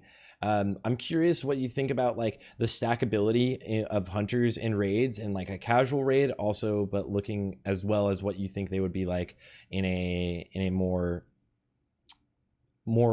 kind of like, yeah, a speed raid or more serious raid, even on your raid, because you guys are parsing. How do you feel about bringing more than one hunter? So I've seen a few different builds. Obviously, if you're speed running, I think right now the meta is just having a single survival hunter. I don't really think there's going to be room for a hunter stack ever. I think you'll just see 1 to 2 max. Like in my guild, obviously, we're never going to run more than 2 hunters. It's going to be capped at 2 because there are other classes that'll perform better, right? Just bring more DPS overall. For bosses per se, not overall in the trash. But if you're in like a more casual, like let's say a casual sided guild, running 3 to 4 hunters isn't unheard of, right? Like I'd say 4 is kind of where you want to cap it at if you're more casual. But other than that, yeah, you're never gonna see, you know, like a 10 hunter stack like Beef Bar did, a 9 with unholy. Death Knights. Yeah, you're never gonna see hunters overtake those slots, right?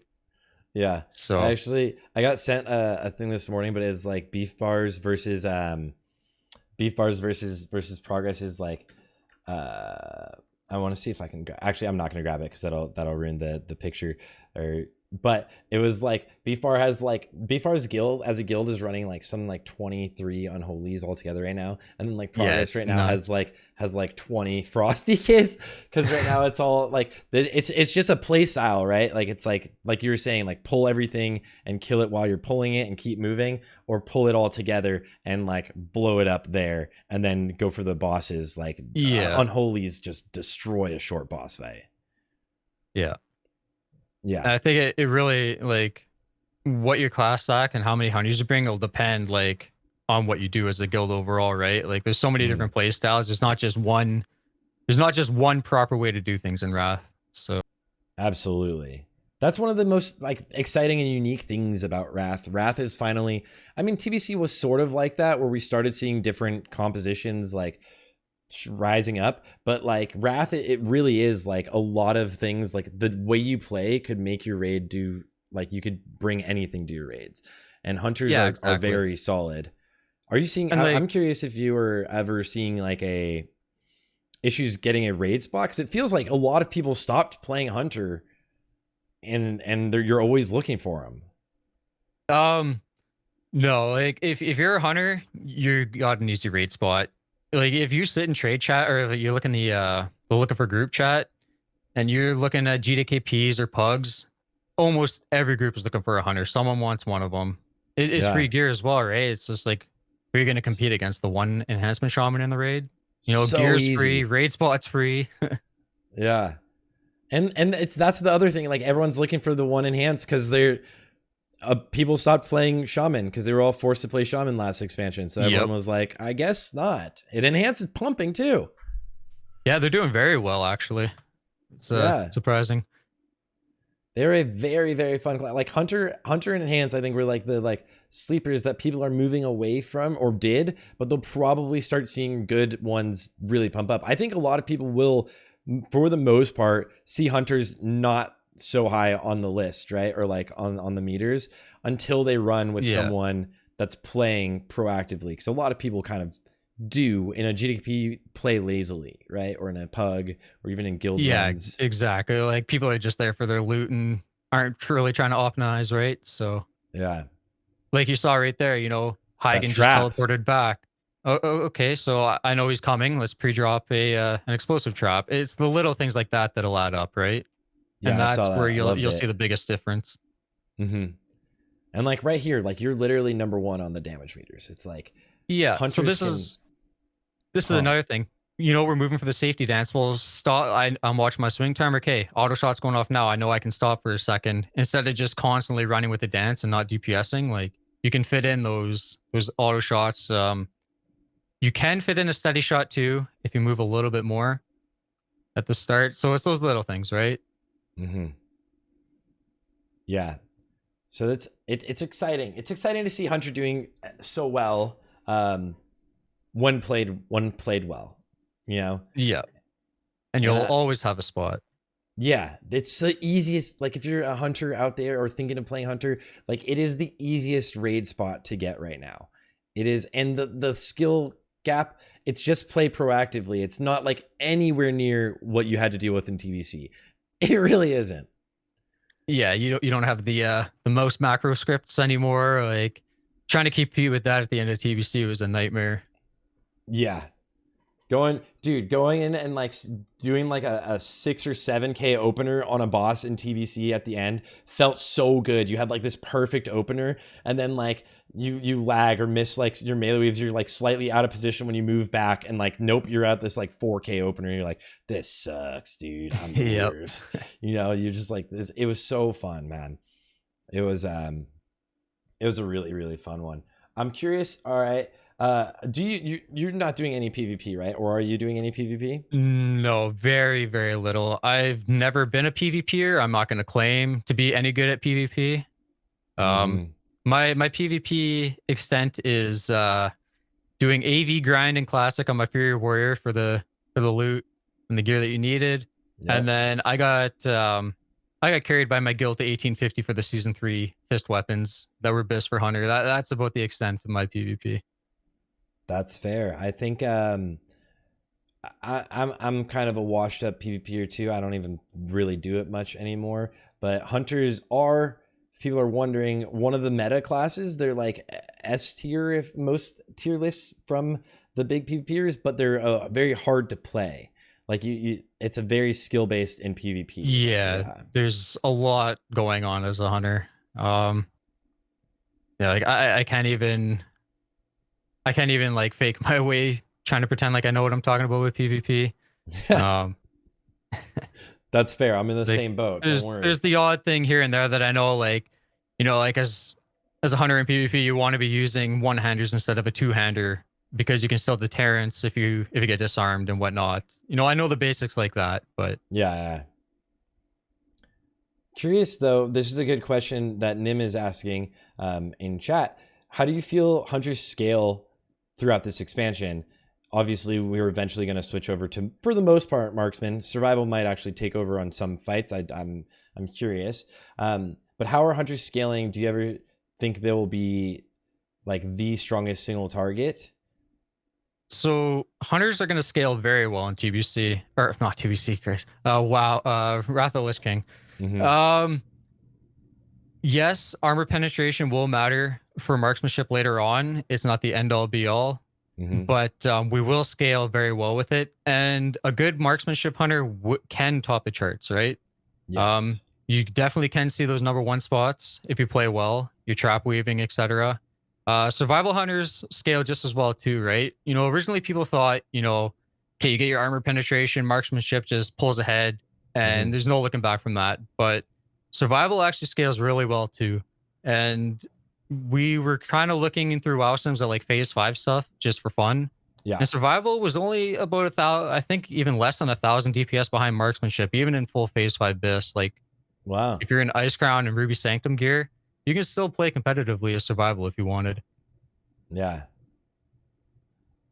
Well, then they scale really well. It's going to be exciting, dude. It's going to be exciting because they like, once you get all of that gear and you get stronger, like everyone pumps, right? But like to see the hunters now with trap weaving also involved, it should shoot up stronger than we saw them on Blizz-like realms, right?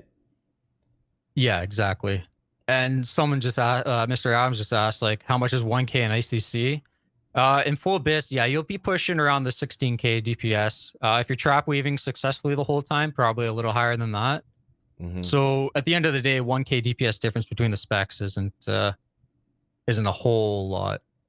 I'm curious. I haven't looked at the other specs or the other classes in ICC, how they're looking on the sims.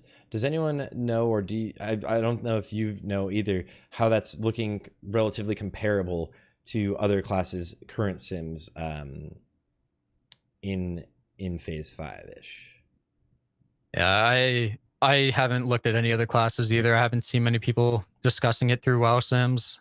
It's hard to tell because with the item level change as well, right? Like say that goes through, things are obviously going to change a little earlier. Yes. And it'll be interesting to see like how much things actually do change. Here's the updated survival base list for people. Okay. What do you think is the best race? Not what do you think, just this. What are the best races for hunters to be playing on Alliance and Horde? So if you're playing Alliance, I would definitely say Draenei. Having that 1% hit ratio is huge. Like it'll let you gear up a little better. It'll let you drop points out of focused aim earlier if you need to. That's not to say Night Elf and Dwarfs are horrible by any means. Like there's the odd little goofy thing that a Night Elf can pull off. Like you can meld out of abilities, like in ICC, for example. What's the one boss there? Right. Yeah, you can shadow meld a few different abilities. I think shadow meld is underrated. I think I think people are going to find really cool ways to use shadow meld. I think so too. A lot of, like in Classic, a lot of people are going to be messing around with it. So you can definitely see them having a lot of use. But as Alliance, I would definitely say Draenei, like number one, if you're going to play Hunter. As Alliance, just go Draenei. If you're Horde, Orc is still number one. Blood Fury is just way too good. You don't take the damage or the extra damage from it either nowadays.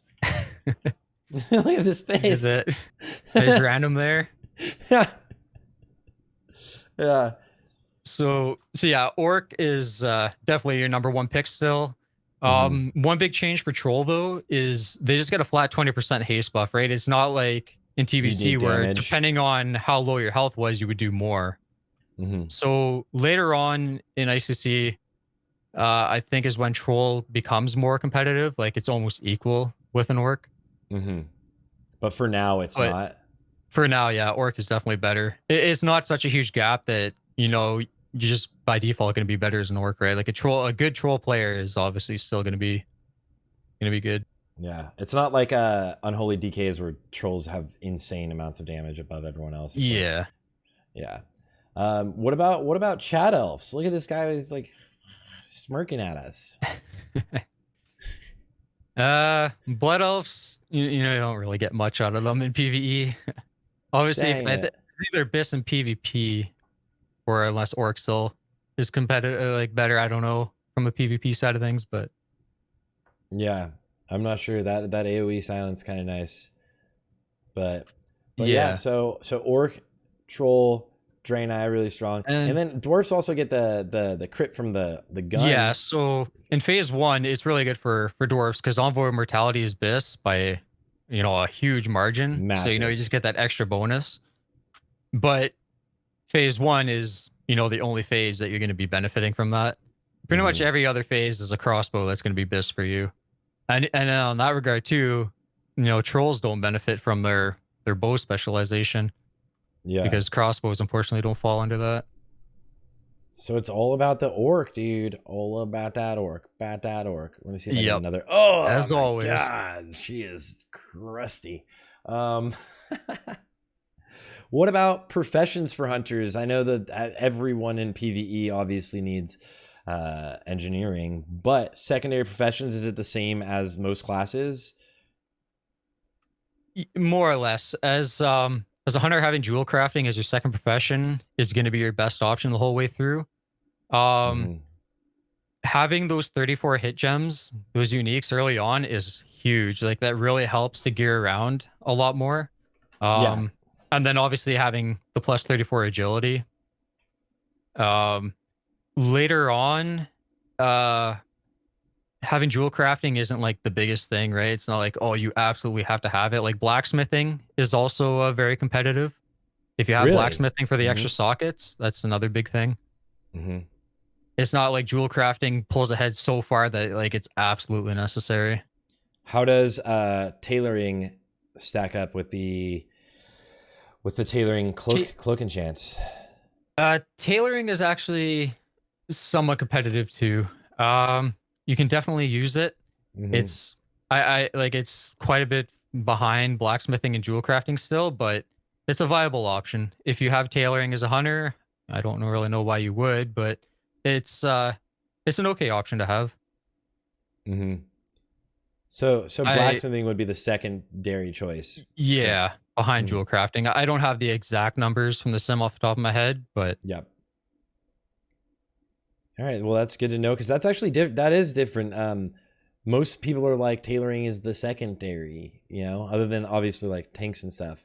So that's good to know. Jewel crafting, it seems like it's just consistently like the secondary go-to for the most part in this phase. Pretty much every class is running NG jewel crafting right now. Yeah. And then I've just got one last thing that I'm curious about for the boys, and I don't even know if you know much about it. Like, do you know any of the good gold farms for hunters? I know Zeroji's probably out here soloing every raid in the existence. Yeah, he's still selling those tiger mounts probably. Yeah. I would say honestly, if you have buyers on your server doing the solo ZG runs, selling the Raptor and the tiger mounts, I think Zeroji was actually selling them for like 20K at one point. Oh my god! I know he was making bank off of selling the ZG mounts. Yeah. So that's a very nice hunter farm that you can do. It takes I think it's like 12 minutes or something, maybe less per kill. So it's a very quick farm. Obviously, it's RNG dependent on the drop, but that is the best thing you can do as a hunter. 20K is like juice. That's easy. For me, I didn't do anything specific for gold farming or know any really good ones. I do my dailies. I was mining for a long time before I picked up jewel crafting recently, and I was just I was just making bank on Serenite ores. Yeah, that's the extent of my gold farming. Yeah. Other than that, I just set GD KPs. Like, I don't do anything specific. I think so. Right now, I'm looking in this week. I'm going to be doing a lot of gold farming things to stack up, but. And because at first I was having last week, GDKPs were giving me like, I mean, I got 4,000 gold from one. So it was like very low comparatively, right? It's like phase one early. You're seeing people buy items for very cheap. But apparently, I was talking about it on stream earlier, a lot of people are getting like 8,000 to someone got a 20K payout in a GDKP this week. So a couple of the GDKPs, you know, a couple of my buddies have been in. Last night, someone got a 14K payout. Like 14K. I think another guy got a 22K payout. Like they're up there still. So I think it's because like items aren't selling for like insane amounts for Oilers. Like they are selling, but like there's 15 bosses, so there's a lot of things dropping. Yeah, exactly. It's the amount of loot that's dropping. It's not so much the like how much each item is selling for. Yeah. And then raid leader cuts. Oh my god, lobbies. 20%. I know. I want to make my I want to set up my own GDKPs just for that. Like the org cut. Like you take 20% off the top, and you're laughing. It's so much, dude. I've done it a few times, and you're like, you do one of those, and it's like, all right, I just made 40K. Yeah, I'm set for the expansion. Yeah, that was pretty easy. Yeah, Oceania server 18K cut this week. Yeah. Very, very, very, very chill. Someone does Fallen. You mentioned that when you are using improved tracking, I'll pull it up. Improved tracking, the talent that you only need to track one of the types of an ad that's listed here. That is correct. We actually have a Wikora. Let me grab that for you really quick. Where is it? We have an auto tracker that we created. So the best thing to do is just like stick it on giants, for example. And then you get the tracking for all of the listed types. It's a little bit of a weird worded talent. But let me find this for you. Because you never run into giants, guys. When are you ever? Very rare. Grab that Wikora. I just posted in your chat there. That's an auto tracker. As soon as you target a specific mob, it'll automatically change your tracking for you. So you don't even have to think about it. It'll just automatically do it. Really? Yeah. And it'll set it to giant so it doesn't clutter your mini map up with everything as well. That is very convenient. Sweep.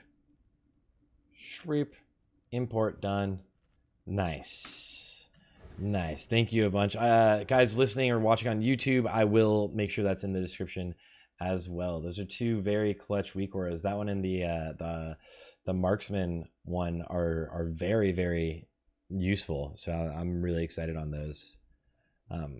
Yeah, those are definitely two weak auras. I would say you absolutely want the Serpent Sting's snapshotting one and this automatic tracking. Yeah. Did you end up getting Envoy this week? Nope, I did not, unfortunately. I was going to debate myself. I've been very unlucky with loot so far. I've run Upguard Keep every single week since launch, and I still have not seen my crossbow from there. So wow. I got lucky in a Final Voyage dropped last week, but hopefully Envoy tomorrow. Yeah. Good luck, brother. Damatil is asking, how long do we use Darkmoon card for? I would believe we would replace it in Ulduar then, right? Since it's only 150. So we would be dropping it in Ulduar. Mm-hmm. Now, here's the thing, and a lot of people have asked me this before. So I watched someone die to the Void Zone. Yeah, don't look at that. Yeah, we lost quite a few people. Now, Darkmoon card is good until Ulduar, right? When you replace your trinkets.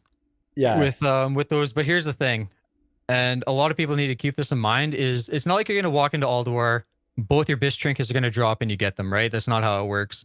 You can get unlucky. You know, you can never see the trinket at all. So Darkmoon card can last you into phase 3. It's a matter of having your new trinkets drop and as well as being rewarded with them.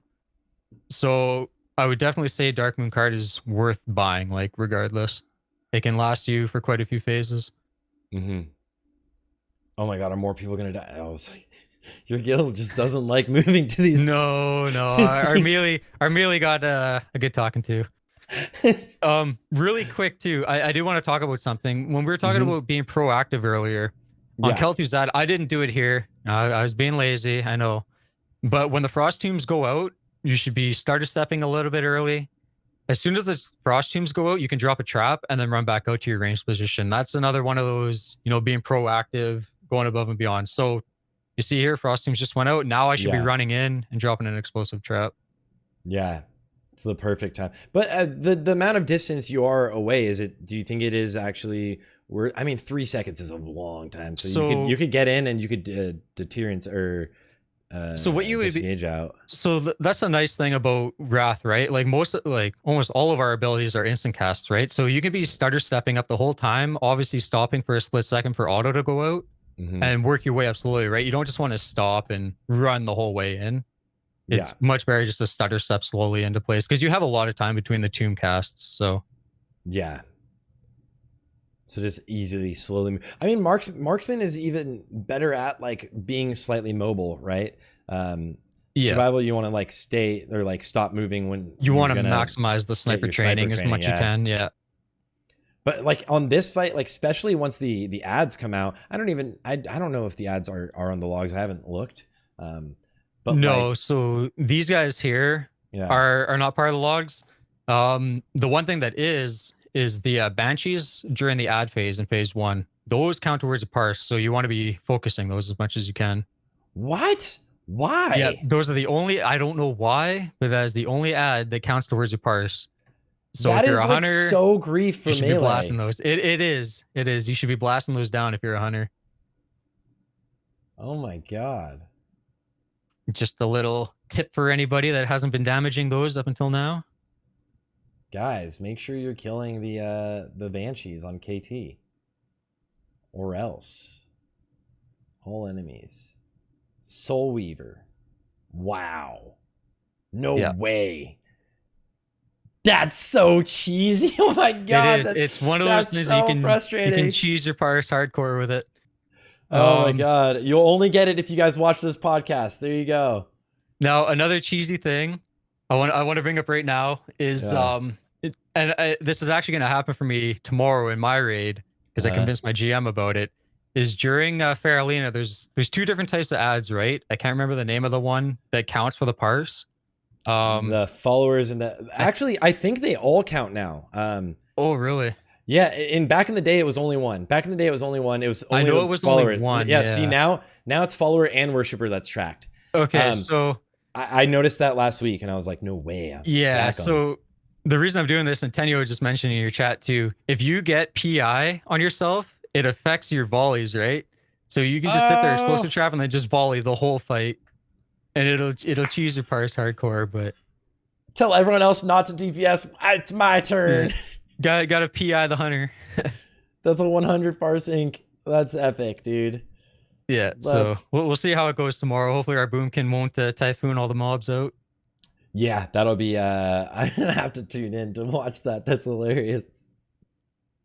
The typhoon, though, man, I can't believe that happened. It was such a. And 2 weeks in a row, I got web wrapped on Makesna as well. It's just like I've had the worst first 2 weeks. Yeah, I got web wrapped on Makesna this week too, and I was big sad. I was like, this game sucks, dude. I don't want to do this anymore. Yeah. And then for some reason, Thaddeus is like impossible to jump on, but like I don't know what you guys are talking about. I think. Yeah. Well, I mean, you fail the jumps, I fail the polarities during trap weave. So I mean, so it works. Hunter's Doug Brain, I guess. Oh my god. Can you explain that if you Shadow Priest and an MC on Resuvius, they give you a 50 parse, like straight up? You just get it. What about flame caps for hunters? Oh, yeah. Are you ever using flame caps to enhance your survival hunter fire damage? Well, if you were fire. You can, yes. It is a very, very small thing. And personally, I haven't been buying them yet because they've been ridiculously priced on my server. Mm-hmm. It's like 10 gold per flame cap in the last 1 minute. They were 30 gold. They peaked 30 gold after my video last week. Yeah. So it's just like, it's so ridiculous to use them right now. Yeah. The other thing about flame caps though is they do proc Judgment of Wisdom. You can use that to help with your mana situation a little bit more. That's kind of amazing. Yeah, it's a small thing, but it's there. So, and like on an AoE fight, I feel like it'd be really, really useful. Like you're using like on this fight, right? Like you'd use like a wild magic potion, get the crit, so you're just full AoEing, right? Yeah, and just, snowballs are the same thing, right? Like if you go to Aspect of the Viper and just start chucking snowballs, they give you like roughly 300 mana per snowball. Juiced up, dude. Snowballs are. Yeah. I know hunters that did it sometimes with their melee weave back in TBC, but you didn't really run out of mana, right? Like healers in a speed run used to run through like 300 snowballs a raid. You know, it's so much mana just to snowball. So now we're snowball weaving. It's back. Yep. Yeah, watch out, feral druids. We've got better weaving strategies. It's like weaving everything for Wrath now. They got flower weaving, we got trap weaving, we got snowball weaving. Yeah, it's always there. Is Blizzard UI? Oh, Blizzard UI for your frames. What are your raid frames? That's Luna. Luna unit frames. I just left it on the default. I never really mess with it much. It doesn't bother me. I'm not a healer. I don't got to care about those. Me too. I use Shadow unit frames. It literally just matches my aesthetic. Like everything for me is like aesthetically like squared and like very like aligned. I don't even know if I have the add-on right now, but I have an add-on that like just sets up a giant grid on my screen, and so like I just align everything perfectly and just use it. I'm like I don't need to I'm not a healer. I'm not using decursive even if I'm on a mage or something. You can't get me to. Let's be real. That's not my job. I didn't train that spell, you know? So stock up on snowballs. It's going to come soon where you can get a ton of snowballs. So it's a good time. It's a really good time. We've got Hollow's End actually coming tomorrow. Yeah. Good transition into that, I guess. The ring that can drop from Horseman there is basically like a welfare surge needle ring. It's a very good hit option to pick up. Definitely try and get that. Decent version of like it's like it might be Prebus. Yeah. I'd say it's Prebus for sure. I didn't get an exact number yet. I don't even know if the sim has it in there yet, so I couldn't check it. Yeah. So make sure to pay attention to that. The sword also pretty cool. Probably not for hunters. I think it's agility.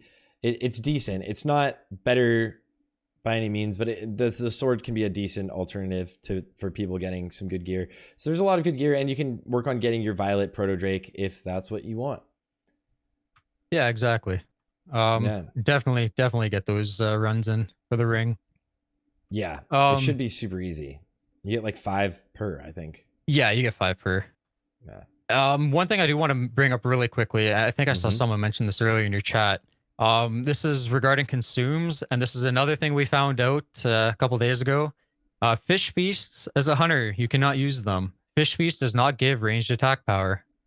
No way. For whatever reason, it does not give ranged attack power, but it only gives melee attack power. So if you've been using fish feast in your raid, you cannot use them right now. Grief, dude. Blizzard, it wasn't giving healing too originally. Yeah. Oh my gosh. They don't even know, dude. All right. Yeah. I'm sure the Hunter Discord has been pinging them, but wow. Yeah, I think Agron's been mentioned a few times over it. Yeah, okay. So they definitely know. That's crazy. Yeah, and Hooligan mentioned it too. This is a very important thing. Between boss fights, you want to have 2 wolves ready because sated does not drop off of your pet between pulls. So you want to be using Call It Stable Pet and get a second pet out every fight. Like just keep swapping them. That's pretty huge. If you get to the next boss too quick, yeah, you won't be able to get lust on your pet.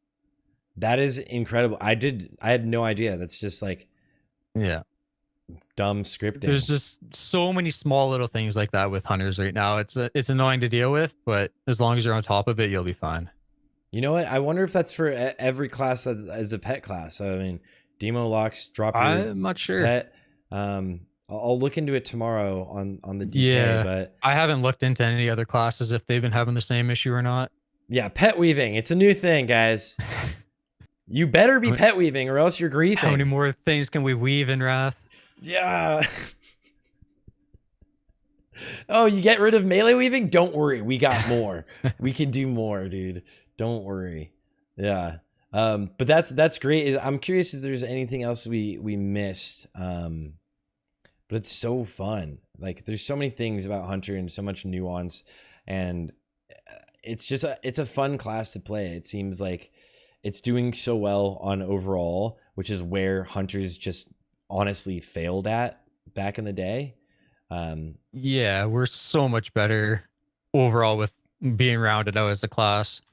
And it's a lot of people complain like, oh, it's a boring class. You know, I got 4 buttons in my priority list I got to hit. But, you know, if you're doing all the small things like trap weaving and whatnot, it makes the class very fun to play. Yeah. I mean, do you have any like, I don't even know if there should be advice to trap weave because it's so simple, but any advice for people that want to improve at trap weaving?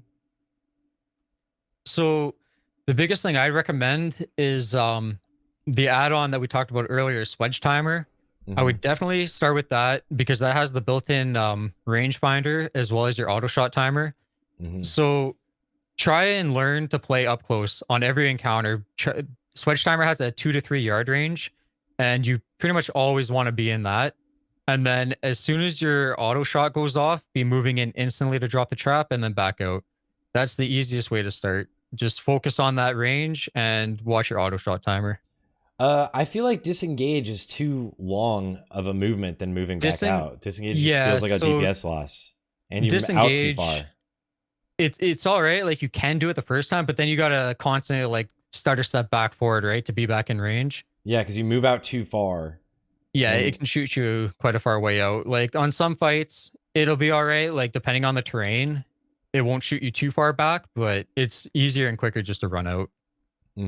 And if you're a brand new beginner to it, you want to try trap weaving, but you don't really want to move much, you can do the whole jump weaving thing where you jump and then place your trap in the air and it'll move your trap a little further out. That's the easiest way, but it's a little slower than running. Yeah. And then also Zet was asking right now, does any ability scale with spell power? Does Trapper Volley scale with spell power, or is it just attack power? That all got moved to attack power. There's no reason to be worrying about spell power anymore. It's not like the old days where, you know, like I had arcane shot and whatnot scaling off spell power. It's all just attack now. Yeah. So that's all you guys need to worry about is just getting normal attack power and making sure that you're playing very proactively, and it should be easy. Do you have like is there any way that there would be like a cheeky trap set, or like what if, like, I don't know, I guess this wouldn't count, but like, yeah, anything that would proc, like a weapon proc or something cheeky? Nothing in that sense. We had joked about making a haste set for volleys, but it's not worth the hassle going through it all. It's like no point to doing it. That's fair. So you're not like the rogues that are switching your weapons every on trash. Trap set weaving, volley shot weaving, like yeah. Well, that is. I think we got a lot of it, like almost everything. Can you say the add-on one more time? Sledge timer, right? Sledge timer. I can pick that up for you really quick. All right. Well, that was like, I feel like we got. I mean, if the one we brushed through was obviously Beast Mastery Hunter. So like everyone, if you want to see Beast Mastery Hunter, then go to the Hunter Discord. Shout out to the Hunter Discord. Make sure you guys are in there. And I love that you are consistently updating the Wowhead thing. Like as days ago, updating as we find out that like the Mirror of Truth isn't proccing, that like you update the trinkets.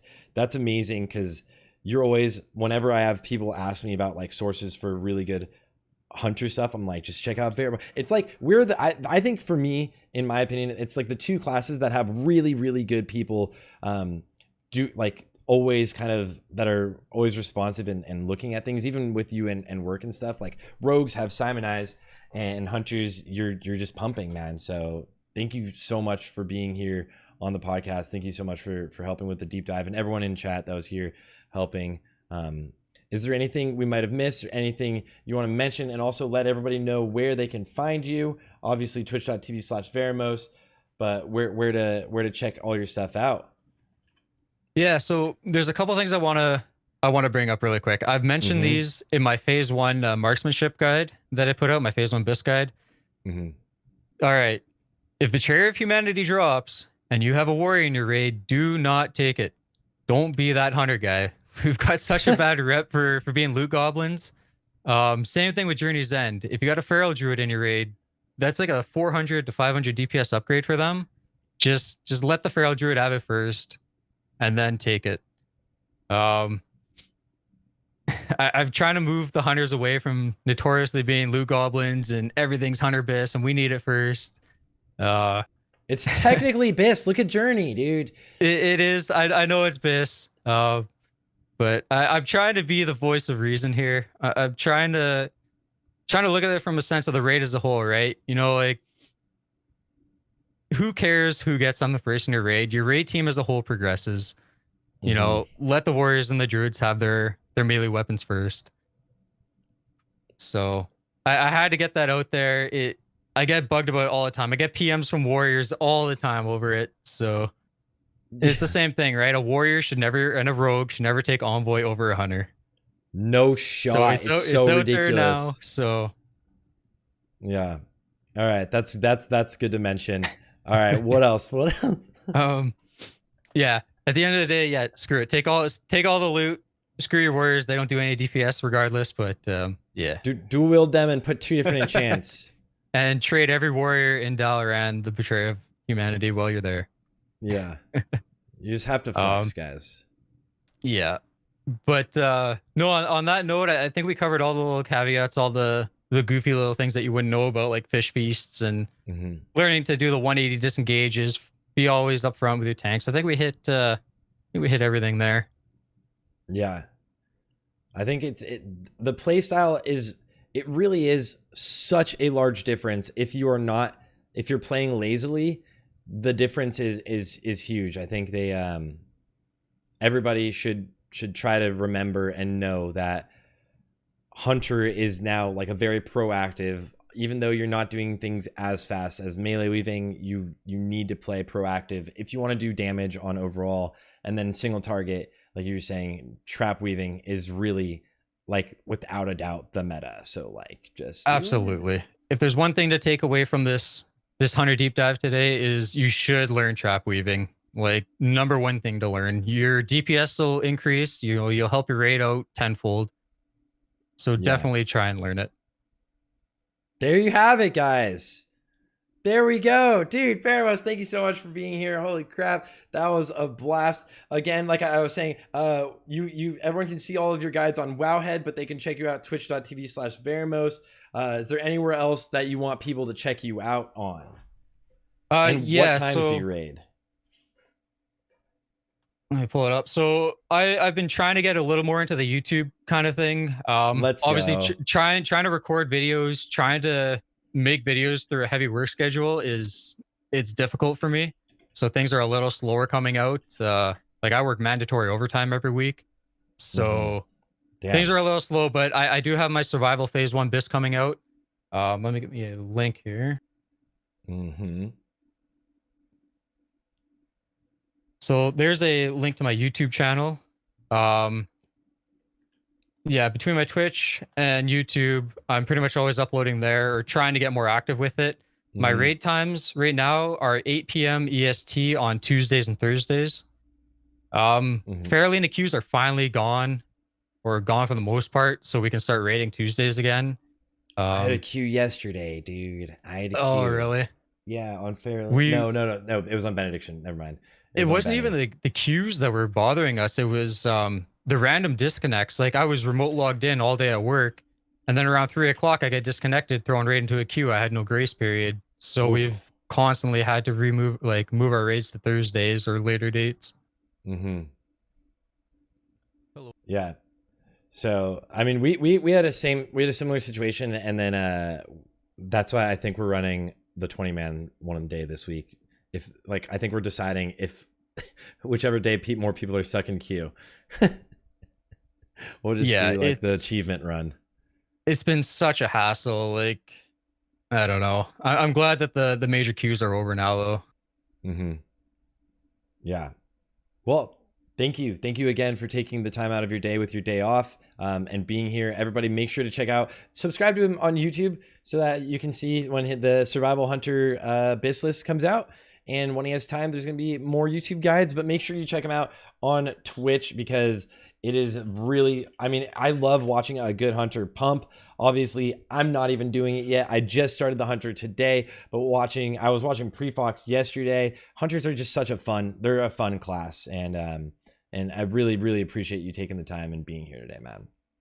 Yeah, absolutely. Thank you for having me here today. It's been great answering questions for everybody and showcasing my play a little bit. We saw a couple goofs there in the VOD, but apparently neither of us know how to do Thaddeus.